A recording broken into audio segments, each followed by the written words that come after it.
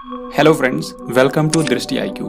आज की ये वीडियो आपके आने वाले किसी भी एग्जाम के लिए बहुत ही महत्वपूर्ण होने वाली है, क्योंकि इस वीडियो में मैं आपको पूरे अगस्त महीने की सबसे महत्वपूर्ण करंट अफेयर्स कराऊंगा। इसी महीने में करंट अफेयर्स के ऐसे ऐसे क्वेश्चंस बने हैं जो कि निश्चित रूप से आपके एग्जाम्स के अंदर पूछे जाएंगे। जैसे कि इस महीने में ब्रिक्स शिखर सम्मेलन का आयोजन किया गया था, राष्ट्रीय फिल्म पुरस्कारों की अनाउंसमेंट की गई है जो कि अक्सर एग्जाम में पूछा जाता है, महिलाओं का फुटबॉल वर्ल्ड कप भी हुआ है, ऐसे ही और भी कई सारे टूर्नामेंट्स। इतना ही नहीं, इसी महीने के अंदर भारत ने अपना 77th इंडिपेंडेंस डे मनाया है, तो उससे रिलेटेड जो भी क्वेश्चन बनते हैं वो भी मैं आपको कराऊंगा। साथ ही भारत के चंद्रयान 3 मिशन ने चंद्रमा पर सफल लैंडिंग की है, तो उससे रिलेटेड क्वेश्चंस भी हम लोग देखेंगे। तो अगस्त महीने की ये कंप्लीट वीडियो होगी जिसमें हम लोग इस महीने से बनने वाले हर एक इंपॉर्टेंट क्वेश्चंस को शानदार तरीके से पढ़ने वाले हैं। आपको इस वीडियो को पूरा ध्यान से अंत तक देखना है। अगर आप इस वीडियो को पूरा लास्ट तक देख लेते हैं तो आप अगस्त महीने की करंट अफेयर्स को लेकर निश्चिंत हो सकते हैं, क्योंकि इससे बाहर से आपको कुछ भी पढ़ने की जरूरत नहीं पड़ेगी। तो चलिए बिना किसी देरी के आज की वीडियो को शुरू करते हैं।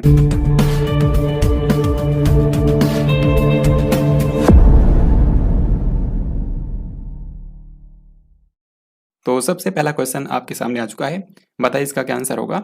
यहाँ पर क्वेश्चन में पूछा गया है कि भारत का पहला 3D प्रिंटेड डाकघर कौन से शहर में खुला है। दोस्तों, इस वीडियो में हर एक क्वेश्चन का आंसर आपको पहले खुद से ट्राई करना है, फिर मैं आपको राइट आंसर बताऊंगा। तो इसमें पूछा गया है कि भारत का पहला 3D प्रिंटेड डाकघर किस शहर में खुला है। तो इसका जो करेक्ट आंसर है वो है ऑप्शन नंबर सी, यानी कि बेंगलुरु। तो कर्नाटक की राजधानी बेंगलुरु के अंदर भारत में पहली बार 3D प्रिंटिंग तकनीक का इस्तेमाल करके कोई पोस्ट ऑफिस बनाया गया है। इसे आप यहाँ पर फोटो के अंदर भी देख सकते हैं। यहाँ पर आपको एक और बात याद रखनी है कि इस पोस्ट ऑफिस को लार्सन एंड टूब्रो कंपनी ने आईआईटी मद्रास के तकनीकी सहयोग से तैयार किया है। तो इस क्वेश्चन में आपको सिर्फ दो ही बातें याद रखनी है। भारत का पहला 3D प्रिंटेड डाकघर बेंगलुरु के अंदर बनाया गया है और इसे लार्सन एंड टूब्रो कंपनी ने बनाया है। तो इस तरीके से आपको वीडियो को ध्यान से देखते चलना है। जिस भी क्वेश्चन में जो भी जरूरी होगा वो मैं आपको साथ में बताता चलूंगा। तो इसके बाद अगला क्वेश्चन है, निम्न में से किस मंत्रालय ने देशव्यापी अभियान मेरी माटी मेरा देश का शुभारंभ किया है।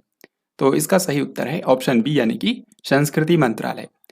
हाल ही में भारत के संस्कृति मंत्रालय ने 21 दिनों तक चलने वाला एक राष्ट्रव्यापी अभियान चलाया था जिसका नाम था मेरी माटी मेरा देश। इस अभियान का मुख्य उद्देश्य क्या था। तो इसका मुख्य उद्देश्य था जो भारत के शहीद वीर जवान हैं उनको सम्मान व्यक्त करना, उनके प्रति सम्मान व्यक्त करना। और अगर आपसे पूछें कि इसका आयोजन कब हुआ है तो 9 से लेकर के 30 अगस्त तक इसका आयोजन किया गया। अब अगला सवाल देखते हैं, राष्ट्रीय हरित अधिकरण का नया अध्यक्ष किसे नियुक्त किया गया है। राष्ट्रीय हरित अधिकरण जो है इसको अंग्रेजी में नेशनल ग्रीन ट्रिब्यूनल कहा जाता है, या शॉर्ट में इसको एनजीटी बोलते हैं। तो भारत में पर्यावरण संरक्षण से संबंधित मामलों को निपटाने के लिए ये बनाया गया था और इसकी स्थापना हुई थी सन 2010 के अंदर। तो अभी हाल ही में इसके नए अध्यक्ष बन गए हैं न्यायमूर्ति प्रकाश श्रीवास्तव, जो कि इससे पहले कोलकाता हाई कोर्ट के मुख्य न्यायाधीश थे, लेकिन अब इनको एनजीटी का नया अध्यक्ष बना दिया गया है। तो इस क्वेश्चन का सही आंसर होगा ऑप्शन नंबर सी। राष्ट्रीय बाघ संरक्षण प्राधिकरण ने किस राज्य के अंदर भारत के 54वें बाघ अभ्यारण्य को मंजूरी दी है। तो हाल ही में भारत की नेशनल टाइगर कंजर्वेशन अथॉरिटी ने देश के 54वें टाइगर रिजर्व को मंजूरी दी है, जो कि राजस्थान के 2 जिलों में फैला हुआ है, एक तो धौलपुर जिला और दूसरा करौली जिला। इसी कारण से इस टाइगर रिजर्व का नाम रखा गया है धौलपुर करौली टाइगर रिजर्व। जैसा कि मैंने आपको बताया कि ये पूरे भारत का 54वां टाइगर रिजर्व है, लेकिन आपको ये भी याद रखना है कि ये राजस्थान का 5वां टाइगर रिजर्व भी है। तो राजस्थान में कौन कौन से 5 टाइगर रिजर्व हैं मैं आपको बता देता हूँ। इनमें से एक तो है रणथंभौर टाइगर रिजर्व, दूसरा है मुकुंदरा हिल्स टाइगर रिजर्व, तीसरा है सरिस्का टाइगर रिजर्व, चौथा है रामगढ़ विषधारी टाइगर रिजर्व और अभी 5वां बना है धौलपुर करौली टाइगर रिजर्व। तो इन सभी के बारे में याद रखिएगा। अब आगे देखते हैं, भारत की मेजबानी में 71वीं मिस वर्ल्ड प्रतियोगिता 2023 का आयोजन किस शहर में किया जाएगा। तो ये क्वेश्चन बहुत ही महत्वपूर्ण है, क्योंकि इस बार की जो मिस वर्ल्ड प्रतियोगिता है वो भारत की मेजबानी में होने वाली है। दिसंबर महीने में ये प्रतियोगिता भारत के जिस शहर के अंदर होगी उसका नाम है कश्मीर। तो भारत के कश्मीर में इस बार की मिस वर्ल्ड प्रतियोगिता होगी, जहां पर दुनिया भर की जो मिस वर्ल्ड की कंटेस्टेंट्स हैं वो आएंगी और नई मिस वर्ल्ड विजेता का चयन किया जाएगा। तो आपको याद रखना है कि ये कहाँ पर होगी, कश्मीर में। इसके बाद अगला क्वेश्चन जो है ये अंतरिक्ष जगत से जुड़ा हुआ है। इसमें आपको बताना है कि 10 अगस्त को किस देश ने लूना 25 चंद्र लैंडर मिशन लॉन्च किया था, जो कि बाद में चंद्रमा पर क्रैश हो गया। लूना 25 मिशन को रूस की अंतरिक्ष एजेंसी यानी कि रोसकॉस्मोस ने लॉन्च किया था। और आपको बता दूं कि 1976 के बाद ये रूस का पहला चंद्र मिशन था, यानी कि आखिरी बार रूस ने 1976 के अंदर चंद्रमा पर कोई मिशन भेजा था। उस वक्त ये यूएसएसआर हुआ करता था। तो इस क्वेश्चन का हमारा आंसर हो जाएगा ऑप्शन नंबर बी। अब इस मिशन के बारे में मैं आपको 3-4 इंपॉर्टेंट बातें बताऊंगा जो कि आपको याद रखना है। तो लूना 25 जो है ये एक मून लैंडर मिशन था। हालांकि इस मिशन को पहले लूना ग्लोब लैंडर नाम दिया गया था, लेकिन बाद में इसका नाम चेंज करके लूना 25 कर दिया गया था। इसको लॉन्च करने के लिए जो रॉकेट इस्तेमाल किया गया था उसका नाम है सोयूज 2.1B। Soyuz 2.1B। यहाँ पर आप ये भी देख सकते हैं कि इसको 10 अगस्त 2023 को लॉन्च किया गया था और इसे 21 अगस्त को चंद्रमा के साउथ पोल पर लैंड करना था। हालांकि लैंडिंग से एक दिन पहले ही यानी कि 20 अगस्त को कुछ तकनीकी खराबी के चलते इससे संपर्क टूट गया और ये चंद्रमा पर क्रैश हो गया। आगे मैं आपको इसी वीडियो के अंदर भारत के चंद्रयान 3 मिशन के बारे में भी बताऊंगा जो कि सफल रहा है। अभी के लिए हम लोग यहाँ पर आगे बढ़ते हैं और अगला प्रश्न देखते हैं। भारत की 13वीं महारत्न कंपनी कौन सी बन गई है? तो इसका आंसर है oil India limited. Oil India limited अब देश की 13वीं महारत्न कंपनी बन गई है। ये कंपनी भारत के पेट्रोलियम और प्राकृतिक गैस मंत्रालय के अंतर्गत काम करती है और अभी तक ये एक नवरत्न कंपनी थी, लेकिन अब इसको महारत्न कंपनी का दर्जा दे दिया गया है। हाल ही में केंद्र सरकार ने किस राज्य के अंदर एक नए स्पेस पोर्ट की स्थापना को मंजूरी दी है? तो स्पेस पोर्ट क्या होता है? स्पेस पोर्ट वो स्थान होता है जहां से स्पेस मिशन लॉन्च किए जाते हैं। जैसे कि भारत में एक स्पेस पोर्ट है आंध्र प्रदेश के श्रीहरिकोटा में, जिसका नाम है सतीश धवन स्पेस सेंटर। तो इसी तरीके से भारत में एक और स्पेस पोर्ट बनाया जाएगा जो कि तमिलनाडु के कुलशेखरपट्टिनम में स्थित होगा। कहाँ पर होगा? तमिलनाडु के कुलशेखरपट्टिनम में। और इसको क्यों बनाया जा रहा है? इसको स्मॉल सैटेलाइट लॉन्च व्हीकल यानी कि SSLV को लॉन्च करने के लिए बनाया जा रहा है, यानी कि इसके जरिए यहाँ से छोटे सैटेलाइट्स को अंतरिक्ष में लॉन्च किया जाएगा। अब इसके बाद नेक्स्ट क्वेश्चन देखते हैं। हाल ही में किस देश के क्रिकेटर बेन स्टोक्स ने ODI से संन्यास लेने के अपने पिछले फैसले को वापस ले लिया है? तो बेन स्टोक्स जो कि इंग्लैंड के क्रिकेटर है, इन्होंने पिछले साल ही एक दिवसीय अंतर्राष्ट्रीय क्रिकेट से यानी कि जो ODI फॉर्मेट होता है उससे संन्यास लेने की अनाउंसमेंट की थी। हालांकि हाल ही में इन्होंने इस फैसले को वापस ले लिया है, यानी कि अब ये इंग्लैंड की टीम में फिर से शामिल हो गए हैं और इस बार का जो वर्ल्ड कप होने वाला है उसमें ये इंग्लैंड की टीम की तरफ से खेलेंगे। इस बार का जो वर्ल्ड कप होने वाला है वो कहाँ पर होगा? वो भारत के अंदर आयोजित किया जाएगा। साउथ इंडियन बैंक का नया MD और CEO किसे नियुक्त किया गया है? तो साउथ इंडियन बैंक जो है ये आप इसके नाम से समझ सकते हैं, भारत के दक्षिण भारत का एक बैंक है। इसका जो हेडक्वार्टर है वो केरल के त्रिशूर के अंदर स्थित है। तो हाल ही में इसके जो नए MD और CEO बने हैं उनका नाम है PR शेषाद्री। PR शेषाद्री। तो इस क्वेश्चन का आंसर होगा ऑप्शन सी। अब इस क्वेश्चन में आपको बताना है कि केरल विधानसभा ने राज्य का नाम बदलकर क्या करने के प्रस्ताव को मंजूरी दे दी है? तो केरल राज्य का नाम बदल करके केरलम किया जाएगा और इसके लिए हाल ही में केरल की विधानसभा में एक प्रस्ताव भी पारित कर दिया गया है। इसके बाद अब राज्य सरकार ने इस प्रस्ताव को केंद्र सरकार के पास भेजा है और अगर केंद्र राज्य के नाम परिवर्तन की अनुमति देता है तो ये भारत में तीसरा राज्य होगा जिसका नाम बदलेगा, क्योंकि इससे पहले उत्तरांचल का नाम बदल करके उत्तराखंड किया गया था और इसी तरीके से ओडिशा राज्य का नाम बदलकर ओडिशा किया गया था। तो आपको याद रखना है कि केरल का नाम बदल करके केरलम करने के प्रस्ताव को मंजूरी दे दी गई है। खेलो इंडिया महिला लीग का नाम बदलकर क्या रखा गया है? खेलो इंडिया महिला लीग जो है ये खेलो इंडिया योजना के तहत आयोजित की जाती है और इसमें महिलाओं के टूर्नामेंट्स होते हैं। तो हाल ही में क्या हुआ है, खेलों में लैंगिक समानता को बढ़ावा देने के लिए खेलो इंडिया महिला लीग का नाम बदल करके अस्मिता महिला लीग कर दिया गया है। अस्मिता महिला लीग। और भारत के जो खेल और युवा मामलों के मंत्री हैं अनुराग सिंह ठाकुर, उन्होंने ही हाल ही में इसकी अनाउंसमेंट की है। यहाँ पर आप अस्मिता का फुल फॉर्म भी देख सकते हैं। इसका फुल फॉर्म है achieving sports milestone by inspiring women through action. Then इसके बाद नेक्स्ट क्वेश्चन है, सरकार कब से ऑनलाइन गेमिंग, हॉर्स रेसिंग और कसिनो पर 28% GST लागू करेगी? तो GST परिषद ने डिसाइड किया था कि आने वाली 1 अक्टूबर 2023 से भारत में इन 3 चीजों के ऊपर 28% GST लगाया जाएगा। इनमें से पहला है ऑनलाइन गेमिंग, दूसरा है हॉर्स रेसिंग और इसी तरीके से कसिनो। इन सब के ऊपर 1 अक्टूबर 2023 से 28% जीएसटी लगेगा। तो करेक्ट आंसर यहाँ पर है ऑप्शन बी।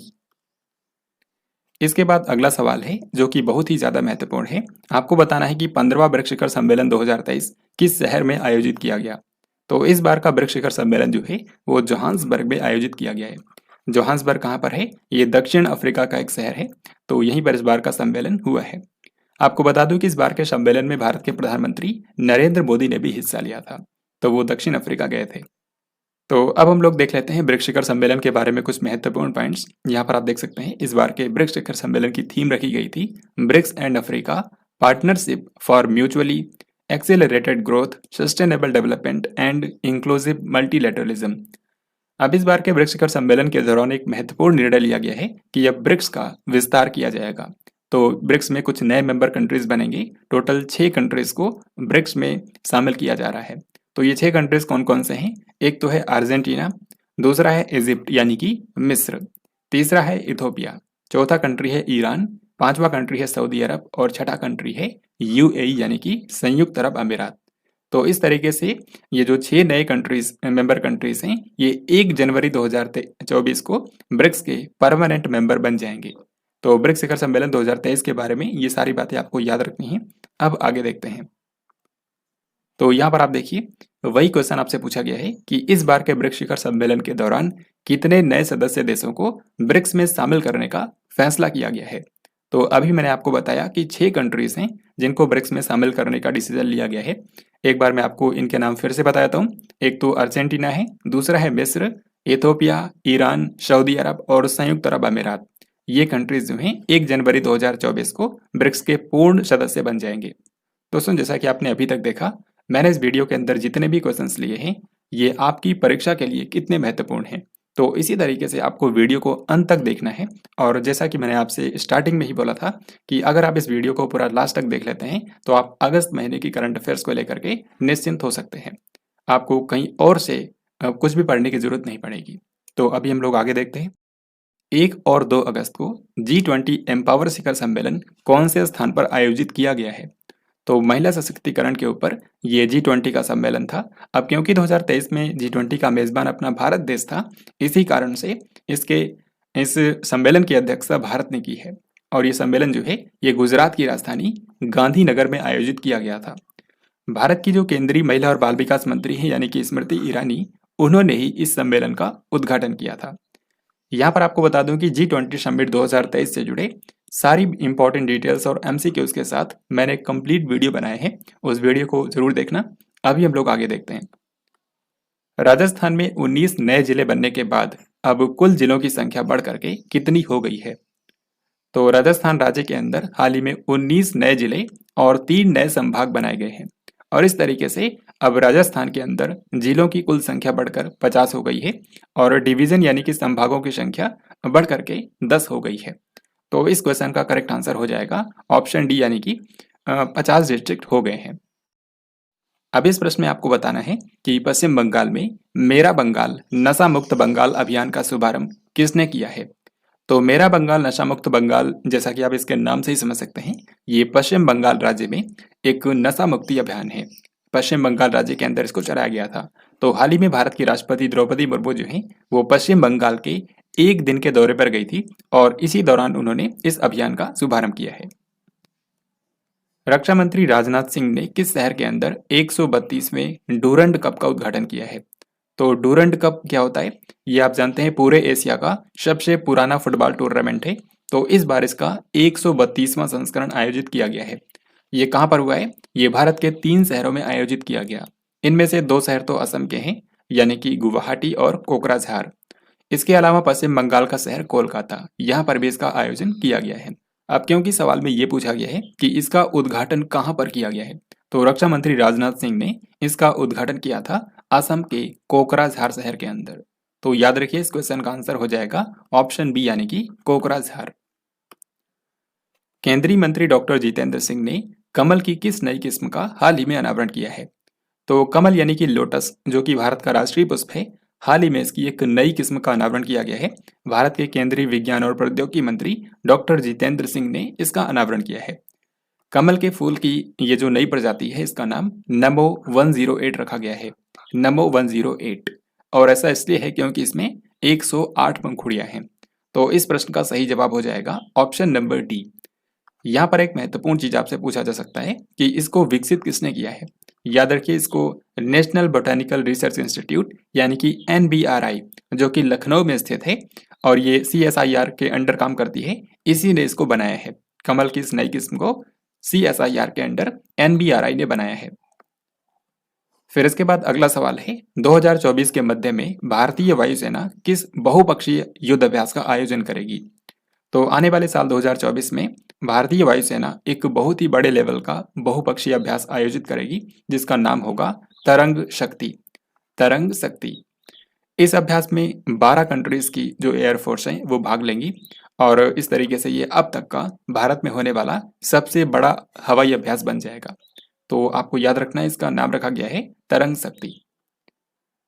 17 और 18 अगस्त को पारंपरिक चिकित्सा पर पहला वैश्विक शिखर सम्मेलन कहां पर आयोजित किया गया है।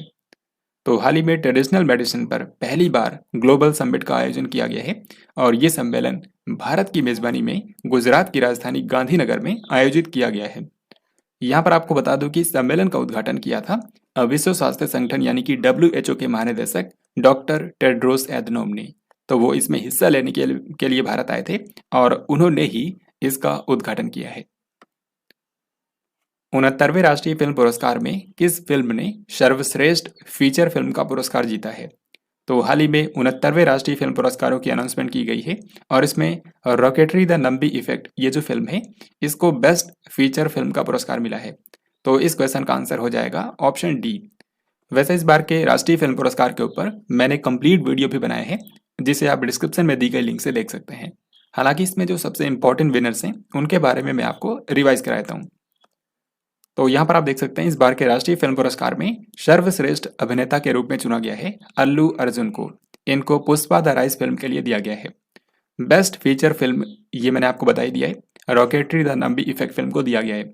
फिर अगली कैटेगरी है बेस्ट डायरेक्टर। तो सर्वश्रेष्ठ निर्देशक का जो पुरस्कार है वो निखिल महाजन को दिया गया है। एक मराठी मूवी है गोदावरी, तो उसके निर्देशन के लिए इनको ये पुरस्कार दिया गया है।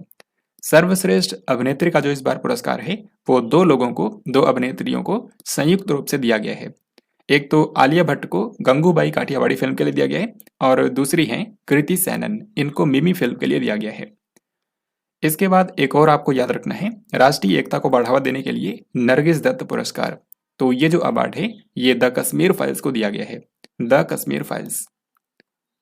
18 अगस्त 2023 को प्रधानमंत्री नरेंद्र मोदी ने किस शहर के अंदर G20 स्वास्थ्य मंत्रियों की बैठक का उद्घाटन किया था। तो ये बैठक वहीं पर हुई थी जहां पर अभी मैंने आपको बताया कि पारंपरिक चिकित्सा पर पहला वैश्विक शिखर सम्मेलन हुआ है, यानी कि गुजरात की राजधानी गांधीनगर के अंदर। तो G20 के स्वास्थ्य मंत्रियों की बैठक गुजरात की राजधानी गांधीनगर में हुई है और प्रधानमंत्री नरेंद्र मोदी ने इसका उद्घाटन किया था। वित्त मंत्री निर्मला सीतारमण ने किस राज्य के अंदर आदि चनल्लूर संग्रहालय की आधारशिला रखी है। तो आदि चनल्लूर म्यूजियम जो है ये तमिलनाडु के तूतुकुड़ी जिले के अंदर बनाया जाएगा। सो करेक्ट आंसर यहाँ पर होगा ऑप्शन नंबर डी। जिस जगह पर यह म्यूजियम बनाया जाएगा वहां पर आसपास में खुदाई में कई सारे प्राचीन अवशेष मिले हैं, तो उनके संरक्षण के लिए ही ये म्यूजियम बनाया जाएगा, जिसकी आधारशिला हाल ही में भारत की वित्त मंत्री निर्मला सीतारमण ने रखी है। फिर ये क्वेश्चन बहुत ही महत्वपूर्ण है। इसमें आपको बताना है कि भारत का रक्षा मंत्रालय मौजूदा ओएस माइक्रोसॉफ्ट विंडोज को किस स्वदेशी ओएस से बदल देगा। तो इसका सही आंसर है ऑप्शन सी, यानी कि माया। एक्चुअल में क्या है कि अभी के समय भारत का जो रक्षा मंत्रालय है वो अपने सभी कंप्यूटर्स में माइक्रोसॉफ्ट विंडोज ऑपरेटिंग सिस्टम का इस्तेमाल करता है, लेकिन अब रक्षा मंत्रालय अपने सभी कंप्यूटर्स में माइक्रोसॉफ्ट विंडोज ऑपरेटिंग सिस्टम को हटा करके एक स्वदेशी ऑपरेटिंग सिस्टम का इस्तेमाल करेगा, जिसका नाम रखा गया है माया। माया नाम का ये जो ऑपरेटिंग सिस्टम है ये open source operating system Ubuntu पर आधारित है और ये काफी ज्यादा सिक्योर है, जो कि कंप्यूटर्स को साइबर हमलों से बचा सकता है। देन इसके बाद नेक्स्ट क्वेश्चन है, अफ्रीका में स्वास्थ्य सेवा विस्तार के लिए ग्लोबल लीडर अवार्ड 2023 किसे प्राप्त हुआ है। तो इसका सही आंसर है ऑप्शन ए, यानी कि जयेश सैनी। तो इनको अफ्रीका में स्वास्थ्य सेवाओं के विस्तार के लिए ग्लोबल लीडर अवार्ड 2023 प्रदान किया गया है, जयेश सैनी। नेक्स्ट क्वेश्चन में आपको बताना है कि वस्त्र और शिल्प भंडार का ई पोर्टल भारतीय वस्त्र एवं शिल्प कोष किसने लॉन्च किया है। तो भारतीय वस्त्र एवं शिल्प कोष जो है, इसके आप नाम से ही समझ सकते हैं, ये भारत में वस्त्र और शिल्प भंडार का एक इलेक्ट्रॉनिक पोर्टल है, यानी कि डिजिटल पोर्टल है। इसको कपड़ा मंत्रालय के सहयोग से राष्ट्रीय फैशन प्रौद्योगिकी संस्थान यानी कि NIFT national institute of fashion technology ने डेवलप किया है। तो इसको किसने लॉन्च किया है? इसको भारत के प्रधानमंत्री नरेंद्र मोदी ने हाल ही में लॉन्च किया है। तो करेक्ट आंसर हो जाएगा option number B, Narendra Modi. फिर ये क्वेश्चन स्पोर्ट्स से है। यहाँ पर आपसे पूछा गया है कि शतरंज विश्व कप 2023 में किस भारतीय खिलाड़ी ने रजत पदक जीता है। तो इस क्वेश्चन का आंसर जाने से पहले आपको बता दूं कि इस बार का जो चेस वर्ल्ड कप हुआ है, चाहे वो पुरुषों का हो या फिर महिलाओं का, दोनों टूर्नामेंट अजरबैजान की राजधानी बाकू में आयोजित किए गए हैं। चैंपियन की बात करें तो पुरुषों का जो चेस वर्ल्ड कप हुआ है उसमें चैंपियन बने हैं नॉर्वे के मैग्नस कार्लसन, जबकि महिला वर्ग में चैंपियन बनी है रूस देश की अलेक्जेंड्रा गोरियाचकीना, रूस की अलेक्जेंड्रा गोरियाचकीना। यहाँ पर आप देख सकते हैं जो इस बार का पुरुषों का चेस वर्ल्ड कप हुआ है उसमें उप विजेता हैं भारत के आर प्रज्ञानंदा। ये काफी ज्यादा महत्वपूर्ण है क्योंकि आर प्रज्ञानंदा जो है ये शतरंज विश्व कप का फाइनल खेलने वाले भारत के दूसरे खिलाड़ी बन गए हैं। इससे पहले सिर्फ विश्वनाथन आनंद ही थे जिन्होंने चेस वर्ल्ड कप के अंदर फाइनल में पहुंचे थे। हालांकि उन्होंने तो 5 बार जीता भी था, लेकिन आर प्रज्ञानंदा की बात करें तो ये फाइनल में नॉर्वे के मैग्नस कार्लसन से हार गए, जिसके चलते इनको रजत पदक मिला है, यानी कि सिल्वर मेडल। तो अब हम क्वेश्चन पर वापस आते हैं। यहाँ पर पूछा गया है कि शतरंज विश्व कप 2023 में किस भारतीय खिलाड़ी ने सिल्वर मेडल जीता है। तो करेक्ट आंसर हो जाएगा ऑप्शन डी, यानी कि आर प्रज्ञानंदा। और इसी में गोल्ड मेडल जीता है नॉर्वे के मैग्नस कार्लसन ने। इसके बाद अगला सवाल है, यूपीआई लाइट के लिए प्रति लेन देन सीमा 200 रुपए से बढ़ा करके कितने रुपए कर दी गई है। यूपीआई लाइट सुविधा जो है ये छोटे ट्रांजैक्शन को फास्ट करने के लिए शुरू की गई थी। तो इसमें क्या होता है, इसमें अब 200 रुपए तक का ट्रांजैक्शन करने के लिए अभी तक पिन डालने की जरूरत नहीं पड़ती थी। यूपीआई जो पिन होती है वो डालना नहीं पड़ता था, लेकिन अब इसी लिमिट को बढ़ा करके 500 कर दिया गया है। यानी कि अब 500 रुपए तक का ट्रांजैक्शन यूपीआई लाइट के जरिए करने के लिए आपको यूपीआई पिन डालने की जरूरत नहीं पड़ेगी, जिससे ट्रांजैक्शन बहुत ही जल्दी हो जाएगा। इनमें से कौन से मंत्रालय ने नई दिल्ली में भारतीय web browser development challenge launch किया है। तो इसका उत्तर है इलेक्ट्रॉनिक्स और आईटी मंत्रालय।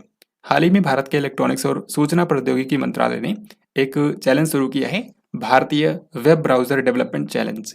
और इसके आप नाम से ही समझ सकते हैं कि इसका मेन मकसद है कि वैश्विक उपयोग के लिए भारत का एक स्वदेशी वेब ब्राउजर बनाया जाए।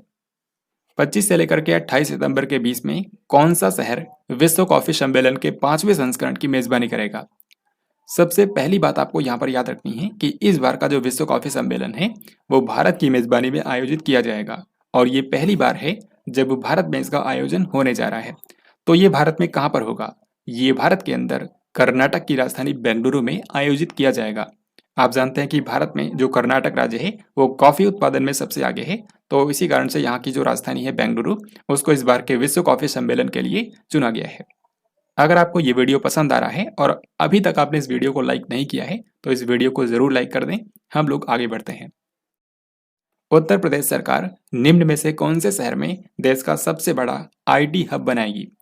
तो उत्तर प्रदेश सरकार यहाँ की राजधानी लखनऊ में देश का सबसे बड़ा आईटी हब स्थापित करेगी, यानी कि इंफॉर्मेशन टेक्नोलॉजी का सबसे बड़ा हब यूपी के लखनऊ में बनाया जाएगा। तो इस क्वेश्चन का आंसर हो जाएगा ऑप्शन ए, यानी कि लखनऊ। ये जो आईटी हब होगा ये 40 एकड़ में फैला होगा। भारत के 77वें स्वतंत्रता दिवस समारोह 2023 की थीम क्या है। तो इस बार 15 अगस्त 2023 को भारत ने अपना 77th इंडिपेंडेंस डे मनाया है, और इस बार की थीम रखी गई थी राष्ट्र प्रथम सदैव प्रथम, यानी कि nation first always first. Delhi में स्वतंत्रता दिवस समारोह 2023 में देश भर से कितने विशेष अतिथियों को आमंत्रित किया गया था।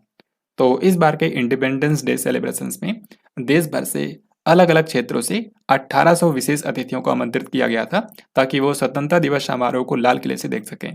तो इसमें कई सारे टीचर्स को, किसानों को, मछुआरों को, नर्सेस को, इसके अलावा जो वाइब्रेंट विलेजेस हैं उनके गाँव के सरपंचों को भी इन्वाइट किया गया था। भारत ने कितनी ग्रामीण महिलाओं को लखपति दीदी बनाने का लक्ष्य रखा है? इसका करेक्ट आंसर होगा ऑप्शन बी यानी कि 2 करोड़। तो आपने देखा होगा इस बार के स्वतंत्रता दिवस समारोह के अवसर पर पीएम नरेंद्र मोदी ने लाल किले से जो राष्ट्र को संबोधित किया था, उसमें उन्होंने अनाउंस किया था कि भारत में 2 करोड़ ग्रामीण महिलाओं को लखपति दीदी बनाया जाएगा। इसमें क्या होगा? तो इसमें जो महिला स्वयं सहायता समूह हैं, उनको ड्रोन चलाने का प्रशिक्षण दिया जाएगा और ये जो ड्रोन होंगे, ये कृषि ड्रोन होंगे, यानी कि इनका इस्तेमाल एग्रीकल्चर में किया जा सकता है। तो आपको याद रखना है कि भारत में 2 करोड़ ग्रामीण महिलाओं को लखपति दीदी बनाने का लक्ष्य रखा गया है। फिर इसके बाद अगला सवाल आपके सामने है, 24x7 लाइव वीडियो बैंकिंग सेवा पेश करने वाला भारत का पहला वित्तीय सेवा प्रदाता कौन बन गया है? तो इसका सही आंसर है ऑप्शन डी यानी कि एयू स्मॉल फाइनेंस बैंक। तो एयू स्मॉल फाइनेंस बैंक जो है, इसने हाल ही में 24x7 लाइव वीडियो बैंकिंग सेवा शुरू की है। इसका मतलब ये है कि जो एयू स्मॉल फाइनेंस बैंक के कस्टमर्स हैं, वो दिन में 24 घंटे किसी भी समय वीडियो कॉल के जरिए वीडियो बैंकर के साथ में संवाद कर सकते हैं। निम्न में से कौन से राज्य की सरकार ने इंदिरा गांधी स्मार्टफोन योजना शुरू की है? तो भारत की पूर्व प्रधानमंत्री इंदिरा गांधी के नाम पर कई सारी योजनाएं राजस्थान सरकार ने शुरू की हैं और इसी तरीके से इंदिरा गांधी स्मार्टफोन योजना को भी राजस्थान सरकार ने ही शुरू किया है। तो इस क्वेश्चन का आंसर हो जाएगा ऑप्शन नंबर डी। हाल ही में यहाँ के जो मुख्यमंत्री हैं अशोक गहलोत, उन्होंने इस योजना का शुभारंभ किया है। तो इस योजना में होगा क्या? इस योजना में 1.3 करोड़ महिलाओं को 1.3 करोड़ महिलाओं को फ्री में स्मार्टफोन दिए जाएंगे। 3 अगस्त 2023 को राष्ट्रपति द्रौपदी मुर्मू ने किस शहर के अंदर उन्मेष और उत्कर्ष उत्सव का उद्घाटन किया है? तो उन्मेष और उत्कर्ष नाम के जो फेस्टिवल्स हैं, इनका आयोजन किया गया था मध्य प्रदेश की राजधानी भोपाल में। भारत के जो राष्ट्रपति हैं द्रौपदी मुर्मू, उन्होंने 3 अगस्त को इन दोनों ही उत्सवों का उद्घाटन किया था। यहाँ पर आपको बता दूं कि इसमें से जो उन्मेष कार्यक्रम है, ये एक अंतरराष्ट्रीय साहित्य महोत्सव है। ये एक इंटरनेशनल लिटरेरी फेस्टिवल है जिसका आयोजन किया था भारत की साहित्य अकादमी ने। जबकि जो उत्कर्ष नाम का फेस्टिवल हुआ है, ये एक जनजातीय कला महोत्सव था और इसका आयोजन किया था संगीत नाटक एकेडमी ने। और ये जो दोनों संस्थाएं हैं, संगीत नाटक एकेडमी और साहित्य अकादमी, ये भारत के संस्कृति मंत्रालय के अंतर्गत आती हैं। तो इसके बारे में आपको याद रखना है। अब आगे बढ़ते हैं। ये जो क्वेश्चन है, इसका आंसर आप बहुत ही आसानी से कर सकते हैं। मैंने आपको जुलाई मंथ की वीडियो में इसके बारे में बताया था। यहाँ पर सवाल ये है कि लोकमान्य तिलक राष्ट्रीय पुरस्कार 2023 से किसे सम्मानित किया गया है? यह पुरस्कार हर साल 1 अगस्त के दिन दिया जाता है, जिस दिन लोकमान्य बाल गंगाधर तिलक जी की पुण्यतिथि होती है। तो उसी दिन यह पुरस्कार दिया जाता है और इस बार यह पुरस्कार प्रधानमंत्री नरेंद्र मोदी को उनकी लीडरशिप के लिए दिया गया है। तो करेक्ट आंसर होगा ऑप्शन ए। नेहरू मेमोरियल संग्रहालय और पुस्तकालय समिति का नाम क्या रखा गया है, यानी कि इसका नया नाम क्या हो गया है? तो इसके बारे में भी आपने सुना होगा। जो Nehru memorial museum and library society है, अब उसका नाम चेंज करके कर दिया गया है prime ministers museum and library society, यानी कि प्रधानमंत्री संग्रहालय और पुस्तकालय समिति। तो यहाँ पर हमारा आंसर होगा ऑप्शन नंबर डी। अगस्त 2023 में विश्वनाथन आनंद को पछाड़कर भारत के शीर्ष शतरंज खिलाड़ी कौन बन गए हैं? तो ये क्वेश्चन काफी महत्वपूर्ण है। जैसा कि हम सभी जानते हैं कि अभी तक विश्वनाथन आनंद जो है वो भारत के टॉप चेस प्लेयर थे, लेकिन अब वर्ल्ड चेस रैंकिंग के अंदर जो विश्व स्तर पर चेस रैंकिंग जारी की जाती है, उसमें विश्वनाथन आनंद जो है वो डी गुकेश से पीछे चले गए हैं। तो डी गुकेश जो है ये अब भारत के शीर्ष शतरंज खिलाड़ी बन गए हैं। तो यहाँ पर करेक्ट आंसर होगा ऑप्शन नंबर ए। हाल ही में 8 से लेकर के 11 अगस्त तक भारत और किस देश के बीच में द्विपक्षीय अभ्यास जायद तलवार आयोजित किया गया? तो जायद तलवार नाम का जो अभ्यास होता है, ये भारत और संयुक्त अरब अमीरात के बीच में होने वाला एक नौसेना अभ्यास है। इस तरीके से इसमें भारत और यूएई की नेवीज पार्टिसिपेट करती है। और इस बार ये कहाँ पर हुआ है? इस बार इसका आयोजन किया गया है संयुक्त अरब अमीरात के दुबई शहर के अंदर।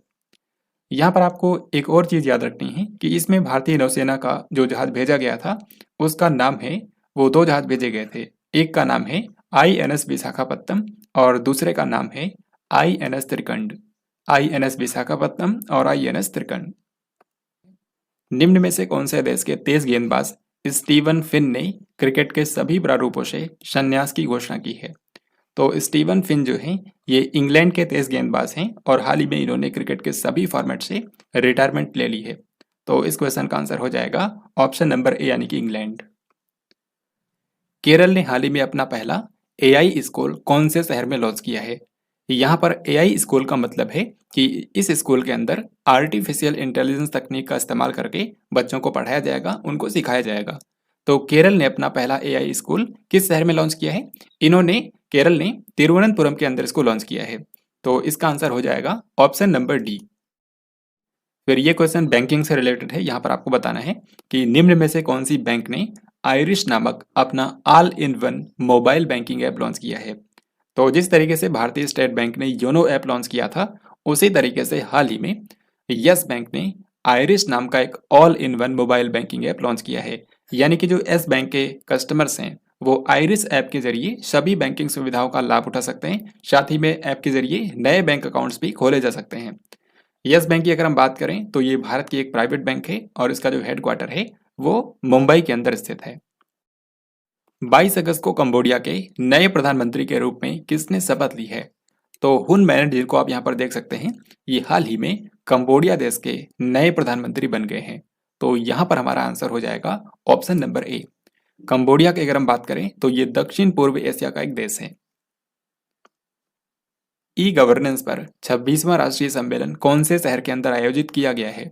तो ई गवर्नेंस पर जो 26वां राष्ट्रीय सम्मेलन इस बार हुआ है वो मध्य प्रदेश के इंदौर शहर के अंदर आयोजित किया गया है। इसमें क्या होता है, तो इसमें नागरिकों को बेहतर सुविधाएं देने के लिए किस तरीके से डिजिटल तकनीकों का इस्तेमाल किया जा सकता है, उन्हीं उपायों पर चर्चा की जाती है। तो इस बार का जो ई गवर्नेंस पर राष्ट्रीय सम्मेलन हुआ है ये इंदौर के अंदर आयोजित किया गया था। यहाँ पर आप इसकी थीम भी देख सकते हैं। इसकी थीम रखी गई थी विकसित भारत एम्पावरिंग सिटीजन्स। अब ये क्वेश्चन भी बैंकिंग से रिलेटेड है और ऐसा नहीं है कि सिर्फ बैंकिंग में पूछा जाएगा, बाकी एग्जाम्स के अंदर भी ये पूछा जाता है। तो यहाँ पर आपको बताना है कि भारतीय रिजर्व बैंक ने अपनी द्विमासिक मौद्रिक नीति में रेपो दर को कितने % पर अपरिवर्तित रखने का निर्णय लिया है? तो जैसा कि आप जानते हैं कि अभी के समय रेपो रेट 6.5% पर है। तो आरबीआई ने इसको अभी बरकरार रखा है, यानी कि इसमें कोई भी चेंज नहीं किया गया है। इसी तरीके से बाकी जो मौद्रिक दरें हैं वो भी मैं आपको बता देता हूँ। तो आप देख सकते हैं रेपो रेट है 6.5%, रिवर्स रेपो रेट है 3.35%, बैंक रेट और एमएसएफ ये दोनों इक्वल हैं 6.75%।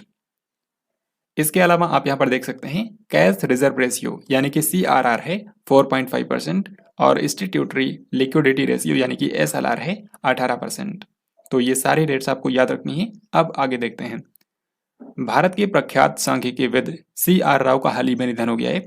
इन्हें किस वर्ष पद्म विभूषण से सम्मानित किया गया था? तो CR राव भारत के एक महान गणितज्ञ और सांख्यिकीविद थे। यहाँ पर आप इनको देख सकते हैं। इनको भारत सरकार ने साल 2001 के अंदर देश का दूसरा सर्वोच्च नागरिक सम्मान दिया था, यानी कि पद्म विभूषण। तो इस क्वेश्चन का हमारा आंसर हो जाएगा ऑप्शन नंबर सी। बाकी इनको हाल ही में इसी साल सांख्यिकी में अंतरराष्ट्रीय पुरस्कार भी दिया गया है। तो अभी इनकी 102 साल की उम्र में डेथ हो गई है। हाल ही में भारत का पहला नाइट स्ट्रीट रेसिंग सर्किट कौन से शहर के अंदर लॉन्च किया गया है? तो भारत में पहली बार तमिलनाडु की राजधानी चेन्नई के अंदर नाइट स्ट्रीट रेसिंग सर्किट का निर्माण किया गया है। निम्न में से कौन से राज्य की सरकार ने मो जंगल जामी योजना शुरू की है? तो अगर आप मेरी वीडियोस को रेगुलर देखते होंगे तो निश्चित रूप से आपको इस क्वेश्चन के बारे में पहले से ही पता होगा, क्योंकि इस योजना की जब घोषणा हुई थी तब भी मैंने आपको इसके बारे में बताया था। तो मो जंगल जामी योजना जो है ये ओडिशा सरकार ने हाल ही में शुरू की है। हाल ही में जो ओडिशा के चीफ मिनिस्टर हैं नवीन पटनायक, उन्होंने ही इस योजना का शुभारंभ किया है। तो इस योजना के तहत क्या होता है, इस योजना के तहत ओडिशा के जो आदिवासी लोग हैं और ऐसे लोग जो कि वनों में रहते हैं उनके वन अधिकारों को बढ़ाने के लिए ही इस योजना को शुरू किया गया है। फिर ये क्वेश्चन बहुत ही महत्वपूर्ण है। इसमें आपसे पूछा जा रहा है कि पाकिस्तान में भारतीय मिशन की प्रमुख बनने वाली पहली महिला कौन बन गई है? तो इसका सही उत्तर है ऑप्शन बी, यानी कि गीतिका श्रीवास्तव। ये क्वेश्चन काफी महत्वपूर्ण इसलिए हो जाता है क्योंकि पाकिस्तान में जो भारत का दूतावास है उसमें पहली बार किसी महिला को प्रभारी के रूप में नियुक्त किया गया है। पाकिस्तान में जो भारत का दूतावास है उसमें पहली बार एक महिला को प्रभारी बनाया गया है, जिनका नाम है गीतिका श्रीवास्तव। आपको बता दूं कि जो गीतिका श्रीवास्तव हैं ये उत्तर प्रदेश की रहने वाली हैं। इसके बाद अगला क्वेश्चन है, PM ई बस सेवा के तहत कितने शहरों में 10,000 इलेक्ट्रिक बसें शुरू की जाएंगी? तो हाल ही में भारत की कैबिनेट ने देश भर के 169 सिटीज के अंदर सिटी बसेस के संचालन के लिए इस पीएम ई बस सेवा को मंजूरी दे दी है। तो इसमें क्या होगा, इसके तहत अगले 10 सालों में भारत के इन 169 सिटीज के अंदर 10,000 सिटी बसेस शुरू की जाएंगी और ये जो सिटी बसेस होंगी ये इलेक्ट्रिसिटी से चलेंगी। यहाँ पर आपको ये भी याद रखना है कि इस पर 57,613 करोड़ रुपए खर्च किए जाएंगे। 57,613 करोड़ रुपए। 10 से लेकर के 21 अगस्त तक मालाबार अभ्यास 2023 की मेजबानी किस देश ने की है? तो मालाबार जो अभ्यास होता है ये क्वाड देशों का एक नौसेना अभ्यास है जिसमें 4 देश आते हैं, भारत, अमेरिका, जापान और ऑस्ट्रेलिया। तो इस तरीके से क्वाड के इन चारों देशों के बीच में मालाबार नौसेना अभ्यास होता है। इस बार इसकी मेजबानी ऑस्ट्रेलिया ने की है। तो यहाँ पर हमारा सही उत्तर हो जाएगा ऑप्शन डी। इस बार का जो मालाबार अभ्यास हुआ है ये इसका 27वां संस्करण था जो कि ऑस्ट्रेलिया के सिडनी शहर में आयोजित किया गया है, ऑस्ट्रेलिया के सिडनी में। अब यहाँ पर आपसे ये भी पूछ सकते हैं कि इसमें भारतीय नौसेना के कौन कौन से जहाज गए थे। तो इसमें भी 2 जहाजों को भेजा गया था। एक का नाम है INS सह्याद्री, INS सह्याद्री, और दूसरा है INS कोलकाता, INS सह्याद्री और INS कोलकाता। अंडर 17 एशियाई जूनियर स्क्वैश चैंपियनशिप का खिताब जीतने वाली पहली भारतीय लड़की कौन बन गई है? तो भारत की एक 15 साल की बालिका है जिनका नाम है अनाहत सिंह, अनाहत सिंह। और इन्होंने इस बार की जो अंडर 17 एशियाई जूनियर स्क्वैश चैंपियनशिप हुई है उसमें गोल्ड मेडल जीता है। और इस तरीके से अनाहत सिंह जो है ये under 17 Asian junior squash championship का खिताब जीतने वाली पहली भारतीय लड़की बन गई है। यहाँ पर आपको बता दूं कि ये जो चैंपियनशिप हुई है इस बार ये चीन के अंदर हाल ही में आयोजित की गई थी। मोहम्मद हबीब का हाल ही में निधन हो गया है, वो किस खेल से जुड़े थे? तो मोहम्मद हबीब, यहाँ पर आप इनको देख सकते हैं, ये भारतीय फुटबॉल टीम के पूर्व कप्तान थे जिन्होंने 1965 से लेकर के 1975 तक यानी कि कुल 10 सालों तक भारतीय फुटबॉल टीम जो है उसको नेतृत्व किया था। तो ये फुटबॉल से जुड़े थे। तो हमारा आंसर हो जाएगा ऑप्शन नंबर डी। हाल ही में केंद्र सरकार ने कितने करोड़ रुपए के साथ में डिजिटल इंडिया कार्यक्रम के विस्तार को मंजूरी दे दी है? तो जैसा कि आप सभी जानते हैं कि जो डिजिटल इंडिया कार्यक्रम है ये देश के नागरिकों को डिजिटल सुविधाएं उपलब्ध कराने के लिए 1 जुलाई 2015 को शुरू किया गया था, 1 जुलाई 2015 को। तो हाल ही में क्या हुआ है, कैबिनेट ने इसके विस्तार को मंजूरी दे दी है और इस पर अगले 5 सालों में 14,903 करोड़ रुपए खर्च किए जाएंगे। 14,903 करोड़ रुपए इस पर अगले 5 सालों में खर्च किए जाएंगे। अब इस क्वेश्चन में आपसे पूछा गया है कि निम्न में से कौन से राज्य ने अगले शैक्षणिक वर्ष से राष्ट्रीय शिक्षा नीति 2020 को नई राज्य शिक्षा नीति से बदलने का निर्णय लिया है? तो इसका सही आंसर है ऑप्शन नंबर डी यानी कि कर्नाटक। तो हाल ही में कर्नाटक राज्य के जो उप मुख्यमंत्री हैं DK शिव कुमार, उन्होंने अनाउंस किया है कि कर्नाटक राज्य के अंदर जो भारत की न्यू एजुकेशन पॉलिसी है जो कि 2020 में आई थी उसको रद्द कर दिया जाएगा और उसकी जगह पर राज्य सरकार अपनी खुद की स्टेट एजुकेशन पॉलिसी बनाएगा और उसी को अगले एकेडमिक ईयर से वहां पर लागू किया जाएगा। तो ये राज्य कौन सा है? कर्नाटक। अब ये क्वेश्चन बहुत ही महत्वपूर्ण है। यहाँ पर आपको बताना है कि चंद्रमा के दक्षिणी ध्रुव पर लैंडर उतारने वाला दुनिया का पहला देश कौन सा बन गया है? तो इसका आंसर आप सभी जानते हैं, करेक्ट आंसर होगा अपना भारत देश। यहाँ पर आपको बता दूं कि भारत का जो ये चंद्रयान 3 मिशन है इसको 14 जुलाई 2023 को लॉन्च किया गया था। 14 जुलाई 2023 को ये लॉन्च होता है और अगले 43 दिनों की यात्रा के बाद ये 23 अगस्त 2023 को शाम के टाइम पर ये चंद्रमा के साउथ पोल पर इसका जो विक्रम लैंडर है वो सक्सेसफुली लैंड हो जाता है। तो इस तरीके से भारत जो है चंद्रमा के साउथ पोल पर उतरने वाला दुनिया का पहला देश बन गया है। जबकि यहीं पर अगर आपसे ये पूछें कि चंद्रमा पर किसी भी हिस्से पर चंद्रमा पर सफल लैंडिंग करने वाला भारत कौन सा देश है, तो भारत इस मामले में चौथा देश है, क्योंकि भारत से पहले भी 3 कंट्रीज चांद पर पहुंच चुके हैं। सबसे पहला था USSR जिसको आज रूस बोला जाता है, दूसरा कंट्री था अमेरिका और तीसरा कंट्री था चीन। तो अब भारत जो है इस मामले में चौथा देश है। अब चंद्रयान 3 की सफलता के बाद भारत के प्रधानमंत्री नरेंद्र मोदी ने 3 महत्वपूर्ण घोषणाएं की। जैसे कि प्रधानमंत्री नरेंद्र मोदी ने अनाउंस किया कि चंद्रयान 3 की जो लैंडिंग साइट है यानी कि जिस स्थान पर चंद्रयान 3 की लैंडिंग हुई है उसको अब से शिव शक्ति के नाम से जाना जाएगा, शिव शक्ति पॉइंट उसको बोला जाएगा। इसी तरीके से जिस पॉइंट पर 2019 के अंदर चंद्रयान 2 की क्रैश लैंडिंग हुई थी उसे तिरंगा नाम दिया गया है। क्या नाम दिया गया है? तिरंगा। तो चंद्रयान 3 वाले पॉइंट को शिव शक्ति नाम दिया गया है और चंद्रयान 2 वाले पॉइंट को तिरंगा नाम दिया गया है। और जो तीसरी अनाउंसमेंट पीएम मोदी ने की वो ये है कि 23 अगस्त को अब से, यानी कि जिस दिन चंद्रयान 3 की सॉफ्ट लैंडिंग हुई है उस दिन को भारत में नेशनल स्पेस डे यानी कि राष्ट्रीय अंतरिक्ष दिवस के रूप में सेलिब्रेट किया जाएगा। तो इन तीनों के बारे में आपको याद रखना है। अब इसी पर क्वेश्चन देख लेते हैं। यहाँ पर पूछा गया है कि चंद्रयान 3 के लैंडिंग पॉइंट को क्या नाम दिया गया है। तो इसका आंसर है ऑप्शन नंबर बी यानी कि शिव शक्ति पॉइंट। इसी तरीके से अगला सवाल है, चंद्रमा पर वो बिंदु जहां पर चंद्रयान 2 ने क्रैश लैंडिंग की थी उसे किस नाम से जाना जाएगा। तो चंद्रयान 2 के क्रैश लैंडिंग पॉइंट को तिरंगा नाम दिया गया है। भारत ने अब से प्रतिवर्ष किस दिन को राष्ट्रीय अंतरिक्ष दिवस के रूप में मनाने का फैसला किया है। तो प्रधानमंत्री नरेंद्र मोदी ने अनाउंस किया है कि अब से हर साल 23 अगस्त के दिन को राष्ट्रीय अंतरिक्ष दिवस के रूप में मनाया जाएगा, यानी कि नेशनल स्पेस डे। तो ये सारी बातें आपको याद रखनी है। अब हम लोग आगे बढ़ते हैं। वैसे आपको बता दूं कि चंद्रयान 3 के ऊपर मैंने एक डेडिकेटेड कंप्लीट वीडियो बना रखा है जिसमें मैंने चंद्रयान 3 से रिलेटेड शुरू से आखिर तक सारे महत्वपूर्ण क्वेश्चंस को कराया है। तो अगर आपने उस वीडियो को नहीं देखा है तो डिस्क्रिप्शन में आप चेक कर लेना, आपको उसकी लिंक मिल जाएगी। अभी हम लोग आगे बढ़ते हैं। देश भर में वास्तविक समय में बाढ़ के पूर्वानुमान के लिए केंद्रीय जल आयोग ने कौन सा मोबाइल ऐप लॉन्च किया है। तो पूरे देश के अंदर बाढ़ के पूर्वानुमान के लिए भारत सरकार के केंद्रीय जल आयोग ने हाल ही में एक मोबाइल ऐप लॉन्च किया है जिसका नाम है फ्लड वॉच। Flood watch. तो इस फ्लड वॉच मोबाइल ऐप के जरिए देश के हर एक हिस्से में बाढ़ की रियल टाइम सिचुएशन को भी देखा जा सकता है। साथ ही इस मोबाइल ऐप के ऊपर 7 दिनों तक के बाढ़ के पूर्वानुमान से संबंधित भी जानकारी उपलब्ध कराई जाएगी। यानी कि अगले 7 दिनों में अगर फ्लड आ सकती है तो उसके बारे में यहाँ पर सूचित किया जाएगा। 18 अगस्त 2023 को लॉन्च की गई भारत की पहली लंबी दूरी की रिवॉल्वर का क्या नाम है। तो अभी 18 अगस्त 2023 को भारत की पहली लंबी दूरी की रिवॉल्वर लॉन्च की गई है और इसको नाम दिया गया है प्रबल। क्या नाम दिया गया है? प्रबल। इस रिवॉल्वर की खास बात यह है कि ये अन्य रिवॉल्वर्स की तुलना में 2 गुनी रेंज की है। लगभग 50 मीटर डिस्टेंस तक ये फायर कर सकती है। यहाँ पर आपसे एक और इम्पोर्टेंट चीज पूछ सकते हैं एग्जाम पॉइंट ऑफ व्यू से कि इसको बनाया किसने है। इसको मैन्युफैक्चर किया है कानपुर में स्थित एक कंपनी ने जिसका नाम है advanced weapons and equipment India limited, यानी कि avail. Advanced weapons and equipment India limited. फिर ये क्वेश्चन भी बहुत ही महत्वपूर्ण है। यहाँ पर आपको बताना है कि महाराष्ट्र सरकार के द्वारा प्रथम उद्योग रत्न पुरस्कार से किसे सम्मानित किया गया है।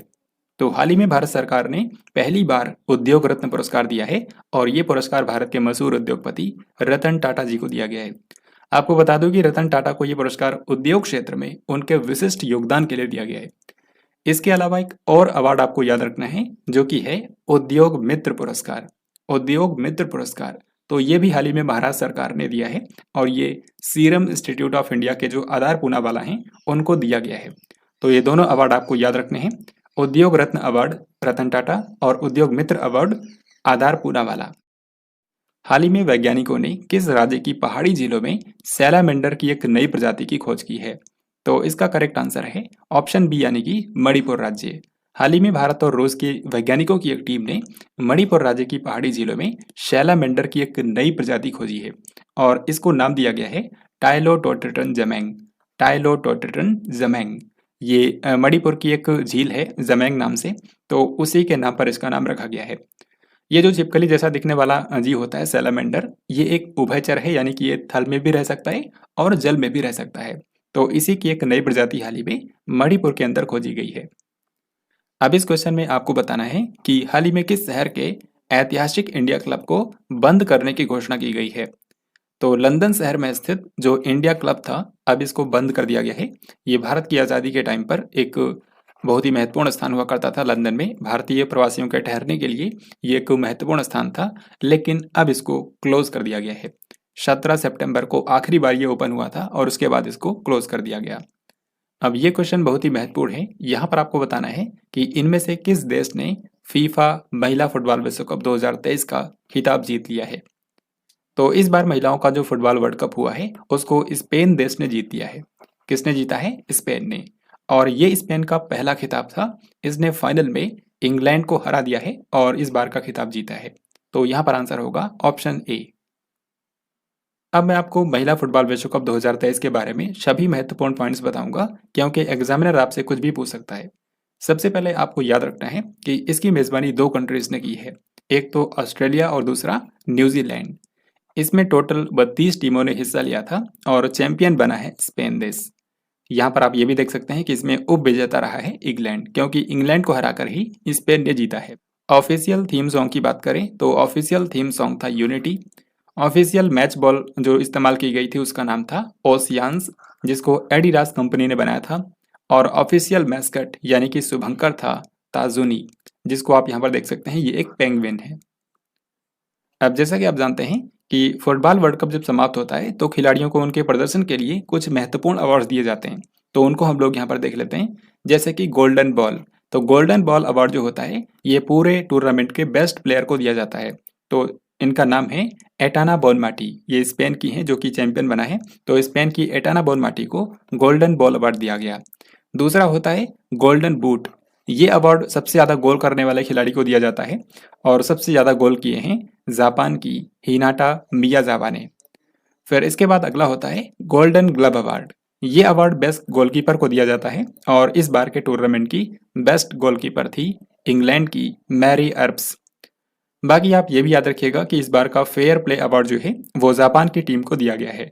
तो ये सारे पॉइंट्स आपको याद रखने हैं महिला फीफा वर्ल्ड कप के बारे में। अगर ये सभी आप याद रखते हैं तो इससे रिलेटेड कोई भी क्वेश्चन आता है तो आप उसका आंसर आसानी से कर पाएंगे।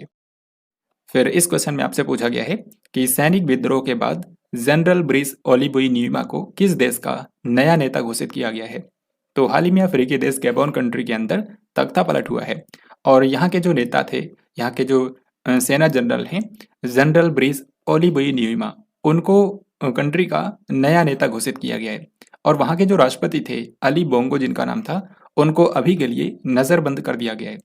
इसी तरीके से एक और कंट्री है जहां पर हाल ही में तख्ता पलट हुआ है, उसके बारे में मैं आपको आगे इसी वीडियो के अंदर बताऊंगा। 25 अगस्त 2023 को किस कंट्री ने पीएम नरेंद्र मोदी को Grand Cross of the Order of the Honour से सम्मानित किया है।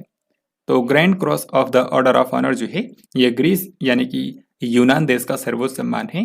और हाल ही में जब पीएम मोदी एक दिन के लिए ग्रीस की यात्रा पर गए हुए थे तो वहां की जो राष्ट्रपति हैं कैटेरिना, उन्होंने पीएम नरेंद्र मोदी को ये सम्मान दिया है। तो करेक्ट आंसर हो जाएगा ऑप्शन नंबर बी। 21 से लेकर के 30 अगस्त तक ओणम त्योहार कौन से राज्य में मनाया गया है। तो इसका आंसर आप सभी जानते हैं, ओणम त्योहार जो होता है ये भारत के केरल राज्य में मनाया जाता है। ये केरल में हिंदुओं का एक प्रमुख त्योहार है जो कि 10 दिनों तक चलता है। तो आंसर होगा यहाँ पर बी। 6 अगस्त को पीएम नरेंद्र मोदी ने देश भर के कितने रेलवे स्टेशनों के पुनर्विकास की आधारशिला रखी है। तो 6 अगस्त को प्रधानमंत्री नरेंद्र मोदी ने वीडियो कॉन्फ्रेंसिंग के माध्यम से देश भर में 508 रेलवे स्टेशनों के पुनर्विकास की आधारशिला रखी है। यानी कि इन 508 रेलवे स्टेशनों को रीडेवलप किया जाएगा और यहाँ पर अत्याधुनिक सुविधाएं उपलब्ध कराई जाएंगी। यहाँ पर आपको ये बात भी याद रखनी है कि इन सभी रेलवे स्टेशनों को अमृत भारत स्टेशन योजना के अंतर्गत 24,470 करोड़ रुपए की लागत से रीडेवलप किया जाएगा। ये जो 508 रेलवे स्टेशन भारत में चुने गए हैं, इनमें से सबसे ज़्यादा यूपी और राजस्थान से हैं, क्योंकि इन दोनों ही राज्यों से 55-55 रेलवे स्टेशनों को चयनित किया गया है जिनका पुनर्विकास किया जाएगा। लघु सिंचाई योजनाओं पर छठी गणना रिपोर्ट के अनुसार देश भर में सबसे अधिक लघु सिंचाई योजनाएं कौन से राज्य में हैं। तो इस क्वेश्चन का आंसर करने से पहले मैं आपको इस रिपोर्ट के बारे में जो इंपॉर्टेंट पॉइंट्स हैं वो बता दूं। आप यहाँ पर देख सकते हैं कि भारत के जल शक्ति मंत्रालय ने हाल ही में देश में लघु सिंचाई योजनाओं की गणना पर 6वीं रिपोर्ट जारी की है। इस रिपोर्ट में बताया गया है कि पूरे भारत के अंदर लघु सिंचाई योजनाओं की जो संख्या है वो है 23.14 मिलियन। 23.14 मिलियन। इनमें से ज़्यादातर ग्राउंड वाटर स्कीम्स हैं, यानी कि 94.8% ऐसी लघु सिंचाई योजनाएं हैं जिनमें सिंचाई के लिए ग्राउंड वाटर का इस्तेमाल किया जाता है, जबकि 5.2% ऐसी योजनाएं हैं जिनमें सतही जल का इस्तेमाल किया जाता है। अब अगर हम ये देखें कि भारत में कौन से राज्य के अंदर सबसे ज़्यादा माइनर इरिगेशन स्कीम्स हैं, तो उसमें नंबर 1 पर आता है उत्तर प्रदेश, सेकंड नंबर पर है महाराष्ट्र और थर्ड नंबर पर है मध्य प्रदेश। तो अब हम लोग क्वेश्चन पर वापस आते हैं। यहाँ पर पूछा गया है कि सबसे ज्यादा लघु सिंचाई योजनाएं कौन से राज्य में हैं, तो इसका आंसर होगा उत्तर प्रदेश। हाल ही में भारतीय चुनाव आयोग ने किस क्रिकेटर को नेशनल आइकन के रूप में नामित किया है। ये क्वेश्चन बहुत ही महत्वपूर्ण है क्योंकि भारत रत्न से सम्मानित भारत के जाने माने क्रिकेटर सचिन तेंदुलकर को हाल ही में भारतीय चुनाव आयोग ने नेशनल आइकन के रूप में डिक्लेयर किया है। तो नेशनल आइकन के रूप में सचिन तेंदुलकर का क्या काम होगा? ये देश के जो मतदाता हैं, जो वोटर्स हैं, उनको जागरूक करेंगे और उनको इलेक्शन प्रोसेस में ज़्यादा से ज़्यादा पार्टिसिपेट करने के लिए प्रोत्साहित करेंगे। तो आपको याद रखना है कि सचिन तेंदुलकर को भारतीय चुनाव आयोग ने नेशनल आइकन बनाया है। भारत की अध्यक्षता में G20 के संस्कृति मंत्रियों की बैठक किस शहर में आयोजित की गई है? तो भारत की अध्यक्षता में G20 के संस्कृति मंत्रियों यानी कि कल्चर मिनिस्टर्स की हाल ही में बैठक हुई है और ये मीटिंग उत्तर प्रदेश के वाराणसी में आयोजित की गई है। इस क्वेश्चन में आपको इतना याद रखना है। अब आगे देखते हैं। हाल ही में केंद्रीय अप्रत्यक्ष कर और सीमा शुल्क बोर्ड यानी कि CBIC का नया अध्यक्ष किसे नियुक्त किया गया है? तो भारत का जो central board of indirect taxes and customs है, जिसको शॉर्ट में CBIC कहा जाता है, इसके नए अध्यक्ष बन गए हैं संजय कुमार अग्रवाल। इससे पहले विवेक जौहरी थे लेकिन अब वो रिटायर हो गए हैं, तो उनकी जगह पर नए अध्यक्ष बन गए हैं संजय कुमार अग्रवाल। हाल ही में किस देश ने दुनिया की सबसे बड़ी पवन टरबाइन का संचालन किया है? तो दुनिया की सबसे बड़ी विंड टरबाइन को हाल ही में शुरू किया है चीन ने। तो इसका आंसर हो जाएगा ऑप्शन नंबर ए। दुनिया की जो सबसे बड़ी विंड टरबाइन है ये, इसकी क्षमता है 16 मेगावाट और इसको चीन की एक कंपनी ने बनाया है जिसका नाम है मिंग यांग स्मार्ट एनर्जी। मिंग यांग स्मार्ट एनर्जी नाम की जो कंपनी है, इसने चीन के फुजियान प्रांत में इसको स्थापित किया है। अब इस क्वेश्चन में आपको बताना है कि विश्व स्तनपान सप्ताह हर साल कब मनाया जाता है? विश्व स्तनपान सप्ताह यानी कि जो वर्ल्ड ब्रेस्ट फीडिंग वीक होता है, ये हर साल अगस्त महीने के पहले सप्ताह में मनाया जाता है, यानी कि 1 अगस्त से शुरू होकर के ये 7 अगस्त तक चलता है। तो इसका आंसर हो जाएगा ऑप्शन ए। आप यहाँ पर यह भी देख सकते हैं कि इसकी थीम है let's make breast feeding and work work. विश्व स्तनपान सप्ताह के अलावा अगस्त महीने में विश्व जल सप्ताह भी मनाया गया था। जल संरक्षण के बारे में जागरूकता बढ़ाने के लिए वर्ल्ड वाटर वीक जो है ये 20 से लेकर के 24 अगस्त तक पूरे विश्व में मनाया गया। इसकी थीम रखी गई थी seeds of change, innovative solutions for a water wise world. अब हम लोग आगे देखते हैं। भारतीय सेना यानी कि इंडियन आर्मी ने 1 अगस्त 2023 से किस रैंक और उससे ऊपर रैंक के अधिकारियों के लिए नई सामान्य वर्दी लागू की है? तो भारतीय सेना यानी कि हमारी इंडियन आर्मी ने 1 अगस्त 2023 से ब्रिगेडियर और उससे ऊपर रैंक के जो भी ऑफिसर्स हैं उनके लिए एक कॉमन यूनिफॉर्म लागू किया है, यानी कि ब्रिगेडियर और उससे ऊपर रैंक के जो अधिकारी हैं वो एक समान वर्दी पहनेंगे। तो ये नियम कब से लागू हुआ है? 1 अगस्त 2023 से। देन इस क्वेश्चन में आपको बताना है कि 5 अगस्त 2023 को राष्ट्रपति द्रौपदी मुर्मू ने किस शहर के अंदर पुस्तकालय महोत्सव 2023 का उद्घाटन किया है? तो पुस्तकालय महोत्सव 2023 यानी कि जो फेस्टिवल ऑफ लाइब्रेरीज है, ये हाल ही में आयोजित किया गया था नई दिल्ली में। भारत सरकार का जो संस्कृति मंत्रालय है उसी ने नई दिल्ली के प्रगति मैदान में इसका आयोजन किया है। तो आपसे पूछ सकते हैं कौन सा मंत्रालय ने इसको आयोजित किया है? आपको बताना होगा संस्कृति मंत्रालय। इसको आयोजित करने के 2 मेन उद्देश्य थे। पहला था कि भारत में पुस्तकालयों के विकास और डिजिटलीकरण को बढ़ावा देना और दूसरा था कि देश के अंदर लोगों में रीडिंग के कल्चर को डेवलप करना। फिर इसके बाद अगला सवाल है, डॉक्टर विंदेश्वर पाठक का हाल ही में निधन हो गया है, ये किस संस्था के संस्थापक थे? तो डॉक्टर विंदेश्वर पाठक का नाम आपने जरूर सुना होगा। ये भारत के एक प्रसिद्ध सामाजिक कार्यकर्ता थे और इन्होंने ही सुलभ इंटरनेशनल जो संस्था है उसकी स्थापना की थी। तो यहाँ पर आंसर हो जाएगा ऑप्शन डी। आपको बता दूं कि इनको भारत सरकार ने 1991 के अंदर पद्म भूषण से भी सम्मानित किया था और सन 2009 में इनको स्टॉकहोम वाटर प्राइज भी मिला था। स्टॉकहोम वाटर प्राइज जो होता है इसको वाटर का नोबेल पुरस्कार भी कहा जाता है। तो हाल ही में 15 अगस्त को इनकी डेथ हो गई है। हाल ही में भारत ने किस देश में आयोजित द्विवार्षिक बहुपक्षीय त्रिसेवाभ्यास ब्राइट स्टार 23 में हिस्सा लिया है? तो ब्राइट स्टार 23 जो है ये एक मल्टीलेटरल एक्सरसाइज है जो कि हाल ही में मिस्र के अंदर आयोजित की गई थी। इस अभ्यास में इस बार टोटल 34 देशों ने हिस्सा लिया था जिसमें भारत भी था और आपको बता दूं भारत ने पहली बार इस अभ्यास के अंदर हिस्सा लिया है। इसीलिए ये काफ़ी ज़्यादा महत्वपूर्ण हो जाता है क्योंकि ये एक ट्राई सर्विस एक्सरसाइज थी, तो इसमें भारत की तीनों सेनाओं ने हिस्सा लिया है, यानी कि इंडियन आर्मी, इंडियन एयरफोर्स और इंडियन नेवी। अब क्योंकि इंडियन नेवी ने भी इसमें हिस्सा लिया था तो आपसे पूछ सकते हैं कि भारतीय नौसेना का कौन सा जहाज इसमें हिस्सा लेने के लिए गया था? तो उसका नाम था INS सुमेधा, INS सुमेधा। अब आगे बढ़ते हैं। भारतीय मूल के किस व्यक्ति को टेस्ला कंपनी के नए मुख्य वित्तीय अधिकारी के रूप में नियुक्त किया गया है?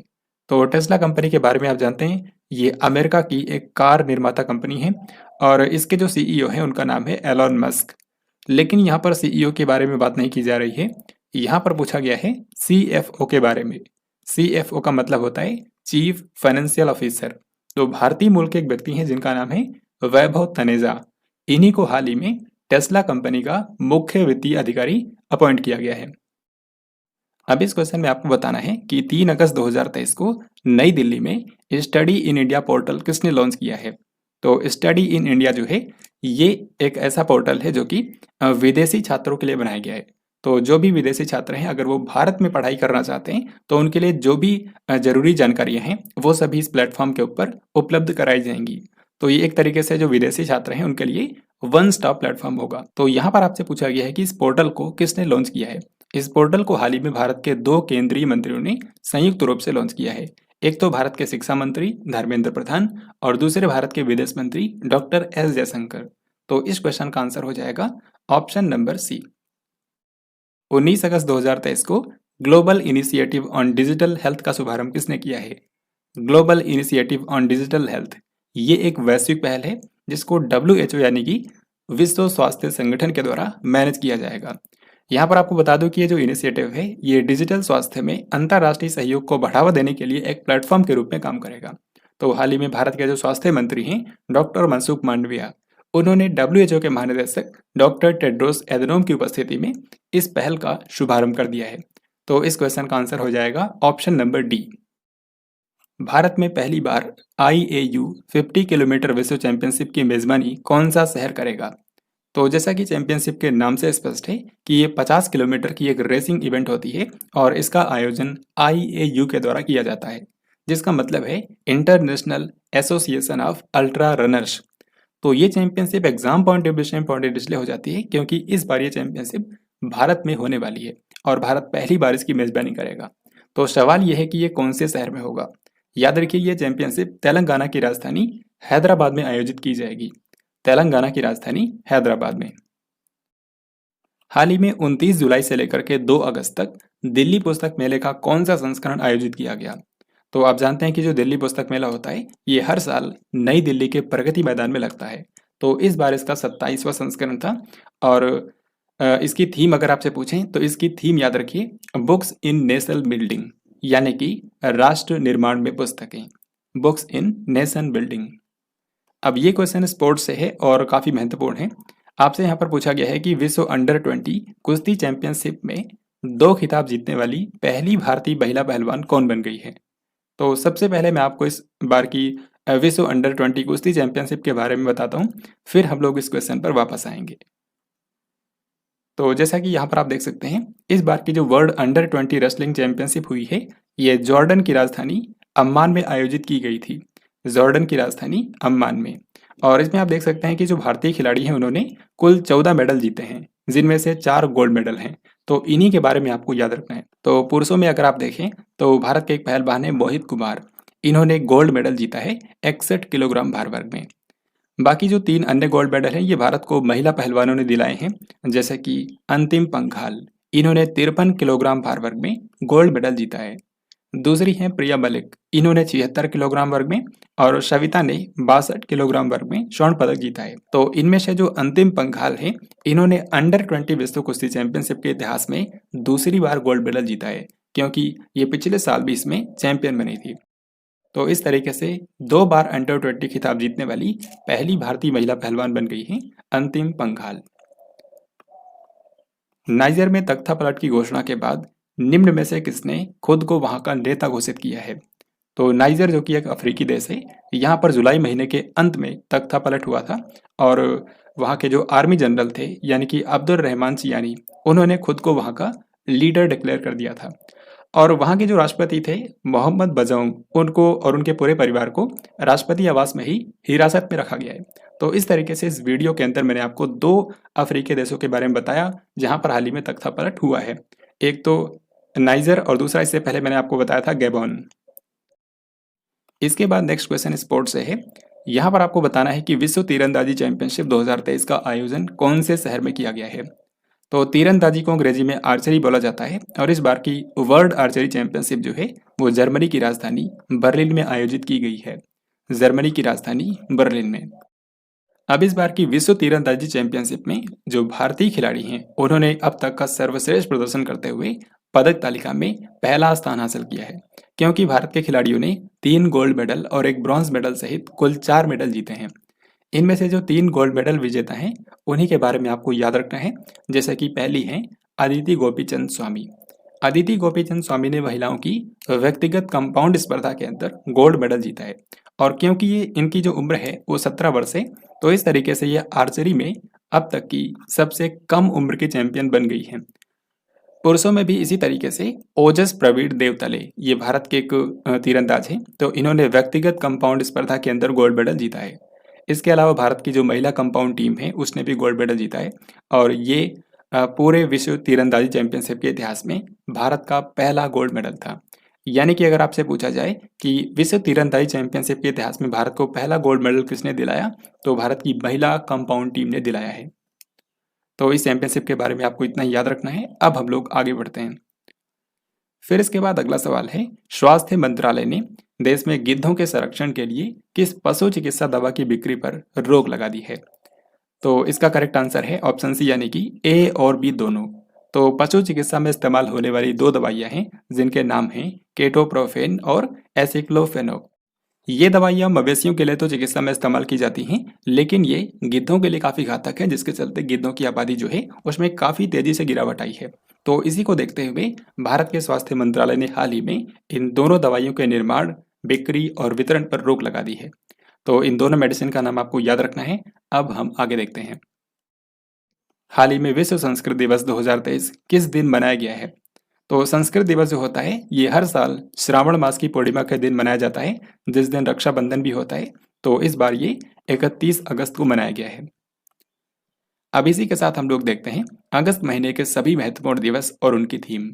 इनमें से ज़्यादातर डेज के बारे में आपको पहले से ही पता होगा, तो बस आपको सिंपली देखते जाना है। सबसे पहले है 1 अगस्त को और 1 अगस्त को मनाया जाता है मुस्लिम महिला अधिकार दिवस, मुस्लिम वुमेन राइट्स डे। फिर 7 अगस्त को होता है राष्ट्रीय हथकरघा दिवस यानी कि नेशनल हैंडलूम डे। फिर इसके बाद 10 अगस्त को 2 महत्वपूर्ण दिवस मनाए जाते हैं। पहला है विश्व जैव ईंधन दिवस यानी कि वर्ल्ड बायोफ्यूल डे। तो जैव ईंधन के उपयोग को बढ़ावा देने के लिए ये मनाया जाता है। अगर आपने मेरी G20 सम्मेलन वाली वीडियो देखी होगी तो आपको पता होगा इस बार के G20 सम्मेलन के दौरान भारत ने एक नया अलायंस शुरू किया है जिसका नाम है ग्लोबल बायोफ्यूल अलायंस। तो दुनिया में बायोफ्यूल के उपयोग को ही बढ़ावा देने के लिए ये दिवस हर साल 10 अगस्त को मनाया जाता है। फिर इसके अलावा 10 अगस्त को ही होता है विश्व शेर दिवस यानी कि वर्ल्ड लायन डे। फिर इसके बाद 12 अगस्त की बात करें तो 12 अगस्त को भी 2 महत्वपूर्ण दिवस होते हैं। एक तो अंतर्राष्ट्रीय युवा दिवस यानी कि इंटरनेशनल यूथ डे, और इसकी थीम भी आपको याद रखनी है। इसकी थीम है green skills for youth towards a sustainable world. फिर 12 अगस्त को ही होता है विश्व हाथी दिवस यानी कि वर्ल्ड एलिफेंट डे। इसके बाद हम लोग और आगे बढ़ते हैं। 13 अगस्त को मनाया जाता है विश्व अंगदान दिवस यानी कि वर्ल्ड ऑर्गन डोनेशन डे। तो ऑर्गन डोनेशन के बारे में जागरूकता बढ़ाने के लिए यह दिवस होता है। इसकी थीम रखी गई है step up to volunteer need more organ donors to fill the lacuna. फिर 14 अगस्त को होता है भारत में विभाजन विभीषिका स्मृति दिवस यानी कि पार्टीशन हारोज रिमेम्बरेंस डे। फिर इसके बाद 15 अगस्त को आप जानते हैं भारत में इंडिपेंडेंस डे मनाया जाता है, और इस बार के इंडिपेंडेंस डे की थीम रखी गई थी नेशन फर्स्ट ऑलवेज फर्स्ट। फिर 19 अगस्त को भी 2 इंपॉर्टेंट डेज होते हैं, एक तो विश्व मानवतावादी दिवस और दूसरा होता है विश्व फोटोग्राफी दिवस। तो वर्ल्ड फोटोग्राफी डे की थीम भी है, यहाँ पर आप देख सकते हैं। इसकी थीम है लैंडस्केप्स। फिर 20 अगस्त को भी 2 इंपॉर्टेंट डेज आपको याद रखने हैं, एक तो सद्भावना दिवस जो कि भारत के जो पूर्व प्रधानमंत्री हैं राजीव गांधी, उनके जन्मदिन के अवसर पर मनाया जाता है, और दूसरा है विश्व मच्छर दिवस यानी कि वर्ल्ड मॉस्किटो डे। ये जो दिन होता है ये मच्छरों से होने वाली जो बीमारियां हैं उनके बारे में जागरूकता बढ़ाने के लिए 20 अगस्त को मनाया जाता है। इसके बाद मोस्ट इंपॉर्टेंट 23 अगस्त को अब से हर साल राष्ट्रीय अंतरिक्ष दिवस यानी कि नेशनल स्पेस डे के रूप में मनाया जाएगा, क्योंकि इसी दिन चंद्रयान 3 के विक्रम लैंडर ने साउथ पोल पर लैंड की है। फिर इसके बाद आप देख सकते हैं सबसे आखिर में 29 अगस्त को मनाया जाता है राष्ट्रीय खेल दिवस यानी कि नेशनल स्पोर्ट्स डे, जो कि हॉकी के जादूगर मेजर ध्यानचंद जी का जन्मदिन होता है। इसके अलावा ये जो 2 डेज हैं ये आपको अलग से याद रखने हैं क्योंकि इनकी डेट फिक्स नहीं होती है। इस बार अर्थ ओवरशूट डे 2 अगस्त को मनाया गया है और विश्व संस्कृत दिवस जो है 31 अगस्त को मनाया गया है। तो यहाँ पर मैंने आपको इस महीने के सभी महत्वपूर्ण दिवस और उनकी थीम करा दी है। अब आगे बढ़ते हैं। आपको बताना है कि भारत का पहला स्वदेशी रूप से विकसित मैग्नेटिक रेजोनेंस इमेजिंग स्कैनर यानी कि एमआरआई स्कैनर किसने लॉन्च किया है। तो इसका करेक्ट आंसर है ऑप्शन नंबर ए यानी कि जितेंद्र सिंह। तो डॉक्टर जितेंद्र सिंह जो कि भारत के विज्ञान और प्रौद्योगिकी मंत्री हैं, इन्होंने हाल ही में भारत का पहला स्वदेशी रूप से विकसित एमआरआई स्कैनर लॉन्च किया है। एमआरआई स्कैनर क्या होता है? तो इसके जरिए शरीर के किसी भी हिस्से की जांच की जा सकती है। यहाँ पर आप इसको देख सकते हैं, ये ट्यूब जैसा होता है। इसमें आपसे ये भी पूछ सकते हैं कि इसको बनाया किसने है। इस एमआरआई स्कैनर को बनाया है voxel grids private limited company ने। वॉक्सेल ग्रिड्स प्राइवेट लिमिटेड ये कहाँ पर है? ये कर्नाटक के बेंगलुरु के अंदर बेस्ड है। हाल ही में चर्चित उपन्यास वेस्टर्न लेन की लेखिका कौन है? तो वेस्टर्न लेन ये एक नॉवेल है जो कि हाल ही में काफी चर्चा में रहा क्योंकि 2023 के बुकर पुरस्कार की लॉन्ग लिस्ट में इसको चुना गया है। तो इसको लिखा किसने है? इसको लिखा है चेतना मारू ने। चेतना मारू ये लंदन में रहने वाली एक भारतीय मूल की लेखिका है। अंगदान के मामले में निम्न में से कौन से राज्य ने सर्वश्रेष्ठ प्रदर्शन करने वाले राज्य का पुरस्कार 2023 जीता है? तो ये राज्य है तमिलनाडु, क्योंकि तमिलनाडु में सबसे ज्यादा ऑर्गन डोनेशन किया गया है, जिसके चलते हाल ही में केंद्रीय स्वास्थ्य मंत्री डॉक्टर मनसुख मांडविया ने तमिलनाडु को यह पुरस्कार दिया है। उत्तर प्रदेश सरकार निम्न में से कौन से शहर के अंदर 5 एकड़ में मंदिर संग्रहालय बनाएगी? तो हाल ही में उत्तर प्रदेश सरकार ने अयोध्या शहर के अंदर एक मंदिर संग्रहालय यानी कि टेम्पल म्यूजियम बनाने की अनाउंसमेंट की है। और जाहिर है कि ये जो टेम्पल म्यूजियम होगा ये भारत के मंदिरों के इतिहास को दर्शाएगा। तो ये कहाँ पर बनाया जाएगा? उत्तर प्रदेश के अयोध्या में। प्रधानमंत्री नरेंद्र मोदी ने 22 से लेकर के 25 अगस्त तक किन 2 देशों का दौरा किया? तो अगर आपने इस वीडियो को अभी तक ध्यान से देखा होगा तो इसका आंसर आप इजीली कर सकते हैं। सबसे पहले तो 22 से लेकर के 24 अगस्त तक पीएम नरेंद्र मोदी ब्रिक्स शिखर सम्मेलन में हिस्सा लेने के लिए दक्षिण अफ्रीका गए हुए थे, 22 से लेकर के 24 अगस्त तक। फिर इसके बाद एक दिन के लिए 25 अगस्त को वो ग्रीस की यात्रा पर भी गए हुए थे, जहां पर उनको वहां का सर्वोच्च सम्मान भी दिया गया है। तो इस क्वेश्चन का हमारा आंसर हो जाएगा ऑप्शन डी यानी कि दक्षिण अफ्रीका और ग्रीस।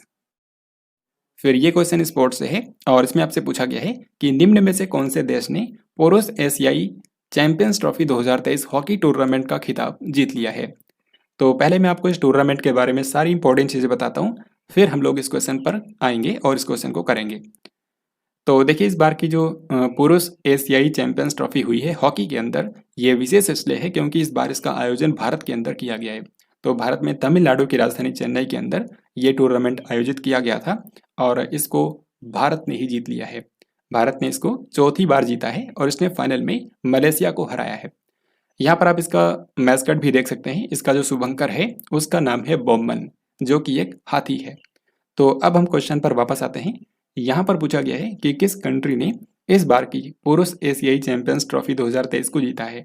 तो करेक्ट आंसर क्या होगा? करेक्ट आंसर होगा अपना भारत देश। यहाँ पर आप ये भी देख सकते हैं कि इस चैंपियनशिप को जीतने के बाद भारत की जो पुरुष हॉकी टीम है वो वर्ल्ड रैंकिंग में, जो वर्ल्ड रैंकिंग होती है हॉकी की, उसमें तीसरे स्थान पर भारत की टीम आ गई है।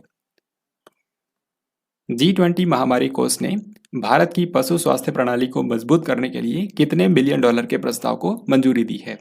तो ये जो G20 पैंडेमिक फंड है ये महामारी की रोकथाम और उससे निपटने की तैयारियों को मजबूत करने के लिए पिछले साल बनाया गया था, जब G20 का अध्यक्ष इंडोनेशिया था।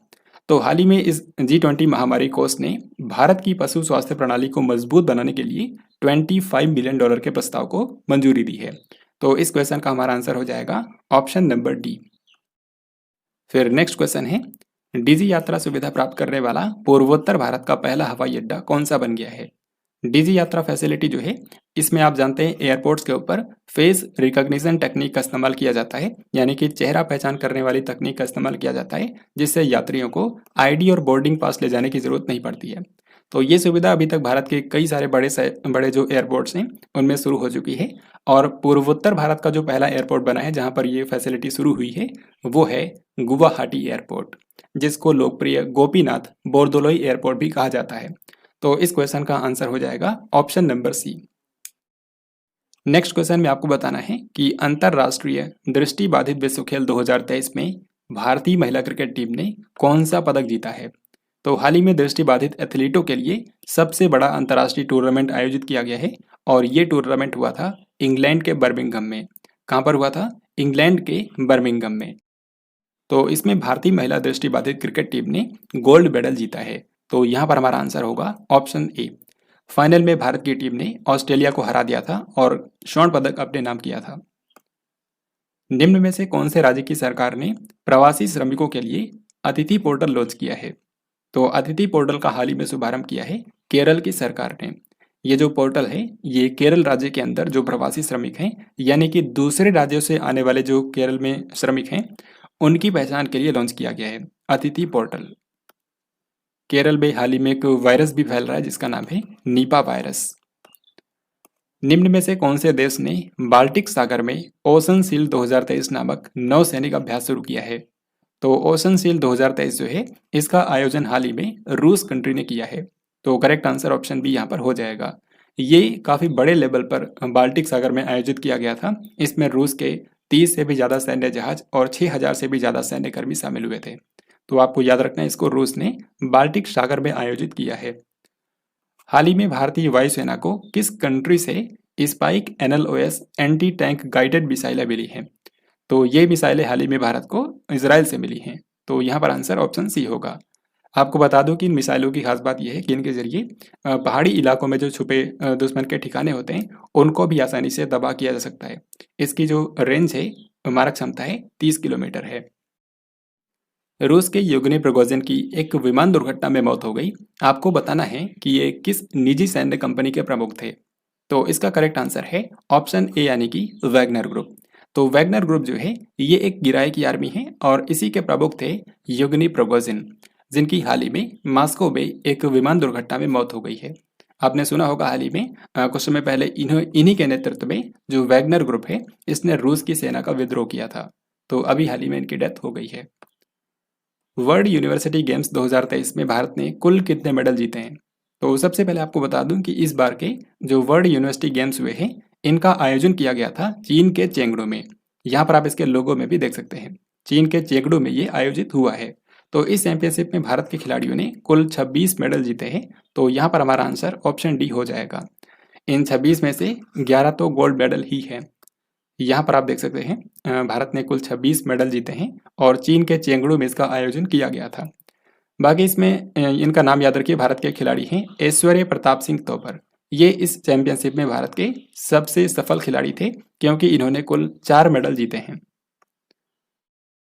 नेक्स्ट क्वेश्चन में आपसे पूछा जा रहा है कि हाल ही में सरकार ने भारतीय चिकित्सा प्रणालियों के तहत इलाज चाहने वाले विदेशी नागरिकों के लिए कौन सी नई वीजा कैटेगरी शुरू की है। तो इसका सही आंसर है ऑप्शन बी यानी कि आयुष वीजा। तो हाल ही में क्या हुआ है, सरकार ने एक नई वीजा कैटेगरी शुरू की है ऐसे विदेशी नागरिकों के लिए जो कि इंडियन मेडिसिन सिस्टम के तहत भारत में उपचार के लिए आना चाहते हैं।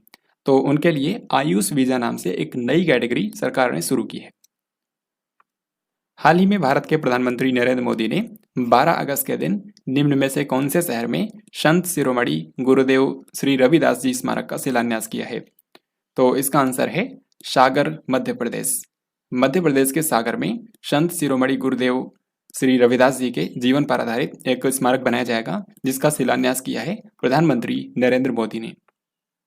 हाल ही में किस राज्य के मैटी केले की किस्म को भौगोलिक संकेत यानी कि GI टैग प्रदान किया गया है। तो मैटी केला जो है ये तमिलनाडु के कन्याकुमारी जिले में उगाया जाता है और इसी को बेबी बनाना के नाम से भी जाना जाता है। तो हाल ही में इसको GI टैग मिल गया है। सो हमारा आंसर होगा ऑप्शन डी यानी कि तमिलनाडु। देन ये क्वेश्चन भी स्पोर्ट्स से है। यहाँ पर आपको बताना है कि विश्व पैरा पावर लिफ्टिंग चैंपियनशिप 2023 में भारत का पहला स्वर्ण पदक किसने जीता है। तो जैसा कि आप इसके नाम से समझ सकते हैं कि ये दिव्यांग खिलाड़ियों के लिए एक पावर लिफ्टिंग कंपटीशन था। हाल ही में UAE के दुबई शहर के अंदर इसका आयोजन किया गया था। तो इसमें भारत के खिलाड़ी हैं जिनका नाम है हनी डबास। हनी डबास, इन्होंने इस चैंपियनशिप के अंदर भारत को पहला गोल्ड मेडल दिलाया है। तो इनका नाम आपको जरूर याद रखना है। ऐसे भी आप उससे पूछ सकते हैं कि हाल ही में हनी डबास चर्चा में थे, आपको बताना है कि ये कौन से खेल से संबंधित हैं। तो आपको क्या बताना होगा? Para power lifting. इस क्वेश्चन में आपको बताना है कि अगस्त 2023 में भारतीय रिजर्व बैंक ने वित्त वर्ष 2023-24 के लिए जीडीपी वृद्धि दर कितने परसेंट रहने का अनुमान लगाया है।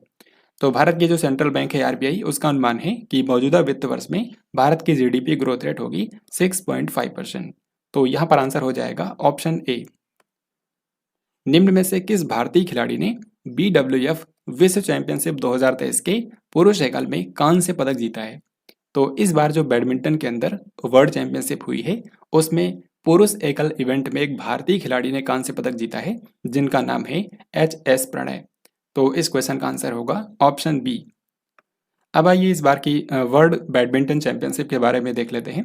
तो सबसे पहली बात आपको याद रखनी है कि ये चैंपियनशिप डेनमार्क की राजधानी कोपेनहेगन में आयोजित की गई थी। इसमें पुरुष एकल के विजेता हैं कुनलावत विटेटसन, ये थाईलैंड के खिलाड़ी हैं। और इसी इवेंट में मैंने आपको बताया है कि भारत के जो HS प्रणय हैं, उन्होंने ब्रॉन्ज मेडल जीता है। इसके बाद महिला एकल की बात करें तो महिला एकल का खिताब जीता है साउथ कोरिया की आन से योग ने। साउथ कोरिया की आन से योग ने जीता है महिला एकल में। तो इस क्वेश्चन में देखिए आपसे पूछा गया है कि BWF विश्व चैंपियनशिप 2023 कौन से शहर में आयोजित की गई है। तो अभी मैंने आपको बताया कि इसका आयोजन किया गया है डेनमार्क की राजधानी कोपेनहेगन में। तो इसका सही उत्तर होगा option C. Next question and very very important. हाल ही में सरकार ने पारंपरिक कौशल रखने वालों के लिए कितने खर्च के साथ PM विश्वकर्मा योजना को मंजूरी दे दी है। तो आपको पता होगा इस बार के इंडिपेंडेंस डे समारोह के अवसर पर PM नरेंद्र मोदी ने इसकी अनाउंसमेंट की थी कि भारत में पारंपरिक कौशल रखने वालों के लिए सरकार एक केंद्रीय क्षेत्र की योजना शुरू करेगी, जिसका नाम होगा PM विश्वकर्मा योजना। और अगले ही दिन यानी कि 16 अगस्त को कैबिनेट ने इस योजना को मंजूरी दे दी थी। आपको बता दूं कि इस योजना पर अगले 5 सालों में 13,000 करोड़ रुपए खर्च किए जाएंगे। तो इस क्वेश्चन का हमारा आंसर हो जाएगा ऑप्शन नंबर डी। इसके तहत भारत में पारंपरिक शिल्पकारों और कारीगरों को सहयोग किया जाएगा। इसमें अभी शुरुआत के अंदर 18 पारंपरिक उद्योग धंधों को शामिल किया गया है, जैसे कि लोहार, सुनार, बढ़ई, नाई इत्यादि। इस तरीके से जो भी लोग पारंपरिक कौशल का उपयोग करके चीजें बनाते हैं, उनके लिए ये योजना लाई गई है। इसमें इन कारीगरों के हुनर को भी बढ़ाया जाएगा, साथ ही उनके लिए बाजार भी उपलब्ध कराया जाएगा। इसमें यह भी अनाउंस किया गया है कि जो लाभार्थी होंगे उनको 5% की रियायती दर पर 1 लाख रुपए तक का लोन भी दिया जाएगा। तो ये सारी बातें आपको PM विश्वकर्मा योजना के बारे में याद रखनी है। अब आगे बढ़ते हैं। 15 अगस्त 2023 को भारत ने किस देश को एक डोर्नियर 228 समुद्री निगरानी विमान सौंप दिया है। तो इसका आंसर हो जाएगा ऑप्शन नंबर सी। भारत ने पड़ोसी देश श्रीलंका को इस बार के इंडिपेंडेंस डे के अवसर पर एक डोर्नियर 228 समुद्री निगरानी विमान सौंप दिया है। हाल ही में भारत न्यू कार असेसमेंट कार्यक्रम की शुरुआत की गई है, जिसको शॉर्ट में बोला जाता है भारत NCAP। आपको बताना है कि इसको किसने शुरू किया है। तो जैसा कि आप इसके नाम से ही समझ सकते हैं, भारत में जो गाड़ियां हैं उनके सुरक्षा मानकों को बढ़ाने के लिए ही इस कार्यक्रम को शुरू किया जा रहा है, ताकि भारत में सड़क सुरक्षा में इजाफा हो और भारत में कम से कम सड़क दुर्घटनाएं हो। तो इसको हाल ही में किसने शुरू किया है? इसको शुरू किया है भारत के केंद्रीय सड़क परिवहन और राजमार्ग मंत्री नितिन गडकरी ने। केंद्रीय मंत्री डॉक्टर जितेंद्र सिंह ने पहला स्वदेशी ट्रैक्टर लॉन्च किया है। आपको बताना है इसका नाम क्या है। तो भारत के विज्ञान और प्रौद्योगिकी मंत्री डॉक्टर जितेंद्र सिंह ने हाल ही में भारत का पहला इंडिजिनस ट्रैक्टर लॉन्च किया है, यानी कि ये इलेक्ट्रिसिटी से चलता है। तो इसका नाम क्या है? इसका नाम रखा गया है CSIR prima ET11। CSIR prima ET11। अब अगर आपसे पूछा जाए कि इसको विकसित किसने किया है, तो याद रखिए इसको विकसित किया है CSIR के अंडर दुर्गापुर में स्थित एक संस्थान है, जिसका नाम है central mechanical engineering research institute, यानी कि CMERI। 17 अगस्त 2023 को राष्ट्रपति द्रौपदी मुर्मू ने INS विंध्यगिरी फ्रिगेट को कौन से स्थान पर लॉन्च किया है। तो हाल ही में राष्ट्रपति द्रौपदी मुर्मू 17 अगस्त के दिन पश्चिम बंगाल के एक दिन के दौरे पर गई थी और वहां पर उन्होंने कोलकाता में हुगली नदी के तट पर INS विंध्यगिरी को लॉन्च किया है। INS विंध्यगिरी जो जहाज है, ये एक फ्रिगेट जहाज है जिसको प्रोजेक्ट 17A के तहत बनाया गया है। यहाँ पर आपको बता दूं कि इस जहाज का जो नाम है वो कर्नाटक में जो विंध्यगिरी पर्वत श्रृंखला है उसी के नाम पर रखा गया है। तो इसमें आपसे ये भी पूछ सकते हैं कि इसको कौन से शिपयार्ड ने बनाया है। तो याद रखिए इसको बनाया है GRSE ने, यानी कि garden reach ship builders and engineers limited, जो कि कोलकाता में बेस्ड एक शिपयार्ड है। फिर इसके बाद नेक्स्ट क्वेश्चन मिलिट्री एक्सरसाइज के बारे में है। ऑसेंडेक्स 23 समुद्री अभ्यास में भारतीय नौसेना के किस युद्धपोत ने भाग लिया है। तो ऑसेंडेक्स 23 नाम का जो अभ्यास होता है इसके आप नाम से ही समझ सकते हैं कि ये भारत और ऑस्ट्रेलिया के बीच में होता है। ये इंडिया और ऑस्ट्रेलिया की नेवी के बीच में आयोजित किया जाता है और इस बार इसकी मेजबानी ऑस्ट्रेलिया को दी गई थी।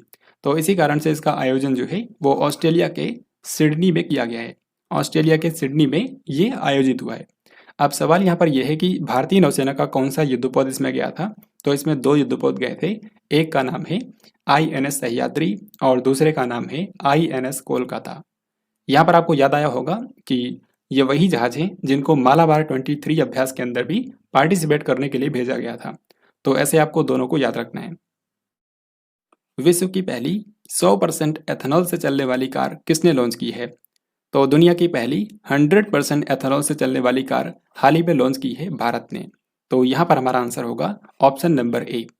यहाँ पर आपको बता दूं कि भारत के जो केंद्रीय सड़क परिवहन और राजमार्ग मंत्री हैं नितिन गडकरी, उन्होंने टोयोटा कंपनी के द्वारा विकसित इस कार को हाल ही में लॉन्च किया है। तो आपसे ये भी पूछ सकते हैं कि इसको कौन सी कंपनी ने बनाया है। आपको बताना है टोयोटा किर्लोस्कर। सतत विकास लक्ष्य में तेजी लाने के लिए नीति आयोग ने किस संगठन के साथ में समझौता ज्ञापन पर हस्ताक्षर किए हैं। तो जैसा कि आप जानते हैं यूनाइटेड नेशन ने 17 सस्टेनेबल डेवलपमेंट गोल्स डिसाइड किए हैं जिनको 2030 तक हासिल करना है। तो भारत में सतत विकास लक्ष्य को हासिल करने की दिशा में तेजी लाने के लिए हाल ही में भारत के नीति आयोग ने UNDP के साथ में समझौता किया है। UNDP का मतलब है यूनाइटेड नेशन डेवलपमेंट प्रोग्राम। तो ये समझौता UNDP के साथ में 5 साल के लिए हुआ है। अब ये क्वेश्चन स्पोर्ट्स का है और बहुत ही ज़्यादा महत्वपूर्ण है। इसमें आपको बताना है कि विश्व एथलेटिक चैंपियनशिप में भारत के लिए पहला स्वर्ण पदक किसने जीता है। तो वर्ल्ड एथलेटिक चैंपियनशिप के इतिहास में भारत को जो पहला गोल्ड मेडल मिला है वो नीरज चोपड़ा ने दिलाया है। हाल ही में नीरज चोपड़ा ने इस बार की वर्ल्ड एथलेटिक चैंपियनशिप के अंदर इन्होंने भाला फेंक स्पर्धा में 88.17 मीटर दूर भाला फेंक करके गोल्ड मेडल अपने नाम किया है। भाला फेंक इवेंट के अंदर ही पाकिस्तान के खिलाड़ी हैं अरशद नदीम, उन्होंने सिल्वर मेडल जीता है। यानी कि नीरज चोपड़ा फर्स्ट प्लेस पर आए थे और पाकिस्तान के अरशद नदीम जो है वो सेकंड प्लेस पर आए थे। अब इस बार की जो वर्ल्ड एथलेटिक्स चैंपियनशिप हुई है इसके बारे में कुछ इंपॉर्टेंट चीज़ें हैं जो कि आपको याद रखनी है। सबसे पहला ये है कि इसका आयोजन किया गया था हंगरी की राजधानी बुडापेस्ट में। कहाँ पर? हंगरी की राजधानी बुडापेस्ट में। इसमें भारत ने आप देख सकते हैं सिर्फ एक ही मेडल जीता है और वो भी भारत के नीरज चोपड़ा ने गोल्ड मेडल दिलाया है। इस चैंपियनशिप का मोटो क्या था? तो इसका आदर्श वाक्य था विटनेस द वंडर। इसका ऑफिशियल मैस्कट यानी कि शुभंकर था यो हु, जिसको आप यहाँ पर देख सकते हैं ये भेड़ की एक नस्ल है। तो इस बार की वर्ल्ड एथलेटिक्स चैंपियनशिप के बारे में आपको इतना ही याद रखना है। अब आगे देखते हैं। तो ये आप देखिए यहाँ पर यही क्वेश्चन पूछा गया है कि वर्ल्ड एथलेटिक्स चैंपियनशिप 2023 का आयोजन कहाँ पर किया गया है। तो इस बार की वर्ल्ड एथलेटिक्स चैंपियनशिप हुई है हंगरी की राजधानी बुडापेस्ट में। मिस अर्थ इंडिया 2023 का खिताब किसने जीता है? तो मिस अर्थ इंडिया जो है ये भारत में होने वाली एक सौंदर्य प्रतियोगिता है और इस बार इसको राजस्थान के सीकर की रहने वाली प्रियान सेन ने जीत लिया है। प्रियान सेन। तो इस तरीके से ये मिस अर्थ इंडिया की विजेता हैं और अब जो विश्व स्तर पर मिस अर्थ प्रतियोगिता होगी नेक्स्ट वो वियतनाम में होने वाली है, तो उसमें ये भारत को रिप्रेजेंट करेंगी। Next question and very important, laptop, tablet और पर्सनल कंप्यूटर के आयात के लिए किस तारीख से एक वैध लाइसेंस की आवश्यकता होगी? तो हाल ही में सरकार ने डिसाइड किया है कि भारत में लैपटॉप, टैबलेट और पर्सनल कंप्यूटर के आयात के लिए 1 नवंबर 2023 से एक वैलिड लाइसेंस की आवश्यकता होगी। इसका मतलब यह है कि इन चीज़ों के इंपोर्ट पर बैन नहीं लगाया गया है, लेकिन जो कंपनियां और व्यापारी हैं उनको एक वैलिड लाइसेंस सरकार से लेना पड़ेगा और उसके बाद ही इन चीज़ों को इंपोर्ट किया जा सकता है। इसके लिए भारत के विदेश व्यापार महानिदेशालय ने एक पोर्टल भी तैयार किया है जिस पर लाइसेंस के लिए आवेदन किया जा सकता है। तो आपको याद रखना है कि ये जो नियम है ये 1 नवंबर 2023 से लागू होगा। भारत पेट्रोलियम कॉर्पोरेशन लिमिटेड यानी कि BPCL ने किस क्रिकेटर को अपना ब्रांड एम्बेसडर बनाया है? तो बीपीसीएल जो कि भारत की एक महारथन कंपनी है, इसने हाल ही में भारतीय क्रिकेट टीम के जो मुख्य कोच हैं राहुल द्रविड़, उनको अपना ब्रांड एम्बेसडर अपॉइंट किया है। तो यहाँ पर आंसर होगा ऑप्शन सी। फिर ये क्वेश्चन भी बहुत ही महत्वपूर्ण है। इसमें आपको बताना है कि निम्न में से वो कौन सी संस्था है जिसको भारतीय प्रबंधन संस्थान मुंबई के रूप में जाना जाएगा, यानी कि इसको IIM मुंबई बोला जाएगा। तो इस क्वेश्चन का करेक्ट आंसर है ऑप्शन सी, यानी कि NITIE, national institute of industrial engineering.